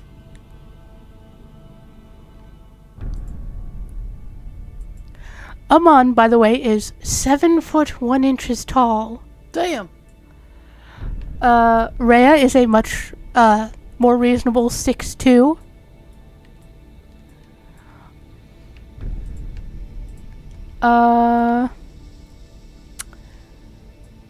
And Father Pride is 5'11". Is there anything else we want to mention about this game? The demo comes out for full release on, I believe, the 21st. That is correct. You can get it on itch.io or Steam. It is available right now to be put on your wish list so you can get updated when it does release. Yeah. And I definitely had fun. Yeah. That was interesting. I like that, like, this game gives you, it's like a story. So I like the idea of us reading off an Otome game. Yeah. We do have to, iron out the stuff, figure out how we're doing this. But that's for later things. But I think this went well for our first time. Yes. And thank you so much to the developers of Ravenstar Games for giving us a chance to check out their demo. Yeah. I've been following their Tumblr for a little while now. Mm-hmm. And when I saw it pop up, like, ooh, content creators, would you like demo? And now, like, yes, please. Yes. Yes, please. Yes, please. Yes, please. And then I bullied Ashley into doing this. Yeah, it didn't take much. Like, Ashley, look at this. And then everything happened all at once. Look at this, and here's a logo I made. Let's do a thing. Do we have any other final thoughts? Adam, what did you think? Our captive audience member. I'll say that the 7 Deadly Sins thing is a little overdone. But overall, I think they've got a story here. The writing was pretty decent. Yeah, it was. I was expecting. I don't know what I was expecting, but I was expecting something a little more, like dating simulator ish. But yeah. But not that that's a bad thing that it wasn't that. But I don't know. It's definitely got that the whole isekai thing going on where it's like who, when. But there's also some like Stephen King, Clive Barker going on with, with Dark Tower, and I've been whisked off to this world where magic probably comes from, and you know what I mean? It's yeah. So it's interesting though. It's always got its. There's really only so many stories, right? They say that like every story's already been told, but nobody's been paying attention, so we've got to tell them again. Yeah, I think this is an interesting story. But yeah, it's got its own flavor, that's for sure.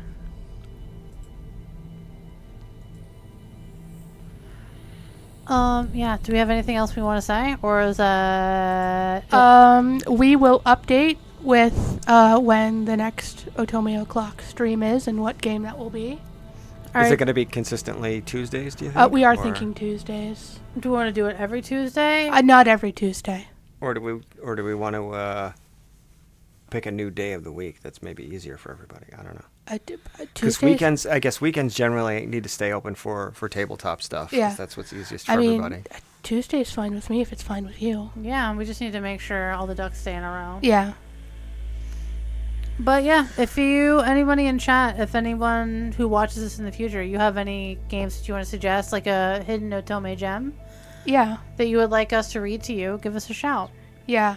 I preferably one that does have an English. At least English like translation. Mm-hmm. Like the voices can be in like whatever language, but like the text, at least some English. I do distinctly remember the days of people uploading Otome games to YouTube, and then they were like, okay, now here go to this separate page and bring up this Word document of the translation, and just read it while you watch, and have to have like chameleon eyes, just like. Also, something that we can play on computer. Nothing. I don't plan on buying a PSP for this. Yeah, we're not there yet for those types of shenanigans. Yeah, but if it's on itch.io or Steam, yeah. We do have a list that we're starting. Did you guys scour the Xbox store for games of that kind of nature? I mean, I doubt there are too many, but there might not be none. That is fair. There may not be none, but I just quickly looked through my itch.io library for ones that we could use. But I think that has been our stream. It has been our stream. Megan, do you have social media you want to shout out? I have no social media I want to shout out. Though we are thinking about making social media for specifically Otome O'clock. Yeah, so that way it'll be easier. So that way, like, you find an Otome game, well, do you or maybe maybe you're making one and you want us to read your Otome game to you. On our Discord, do we want to put a subheading for Otome O'clock? Yeah, we probably will. In the Geeked Out Discord? Yeah. And we will do that thing. Check out links to the Discord. And check out Ravenstar Games on their social media. Yes, give them some love. They're on freaking Instagram. The website formerly known as Twitter. Tumblr. Tumblr. And if you would like to intern at Geeked Out and do our social media stuff, let us know. Because we're really bad at social media. Look, I posted this shit everywhere. And granted, I apologize. I forgot that I had it in the wrong fucking aspect ratio, so it looked like a postage stamp. But you know what? I tried, and it looks nice. And you got the full HD version when you watch the live show. So we've got that going for us. Yeah. Go team. But yeah, this has been Otome O'Clock. Yes, it has. And yeah. A Geeked Out production. It is a Geeked Out production. Look at us. We're making shows now, bitch. Yeah. All right, is this the part where we leave? Yes. All right, I'm going to play I'm going to hopefully play the theme song. We have a theme song. Let's go. All right, this has been us. We'll see you later. Thank you for hanging out. Take care. Peace. Thank you, Ravenstar Games. Goodbye.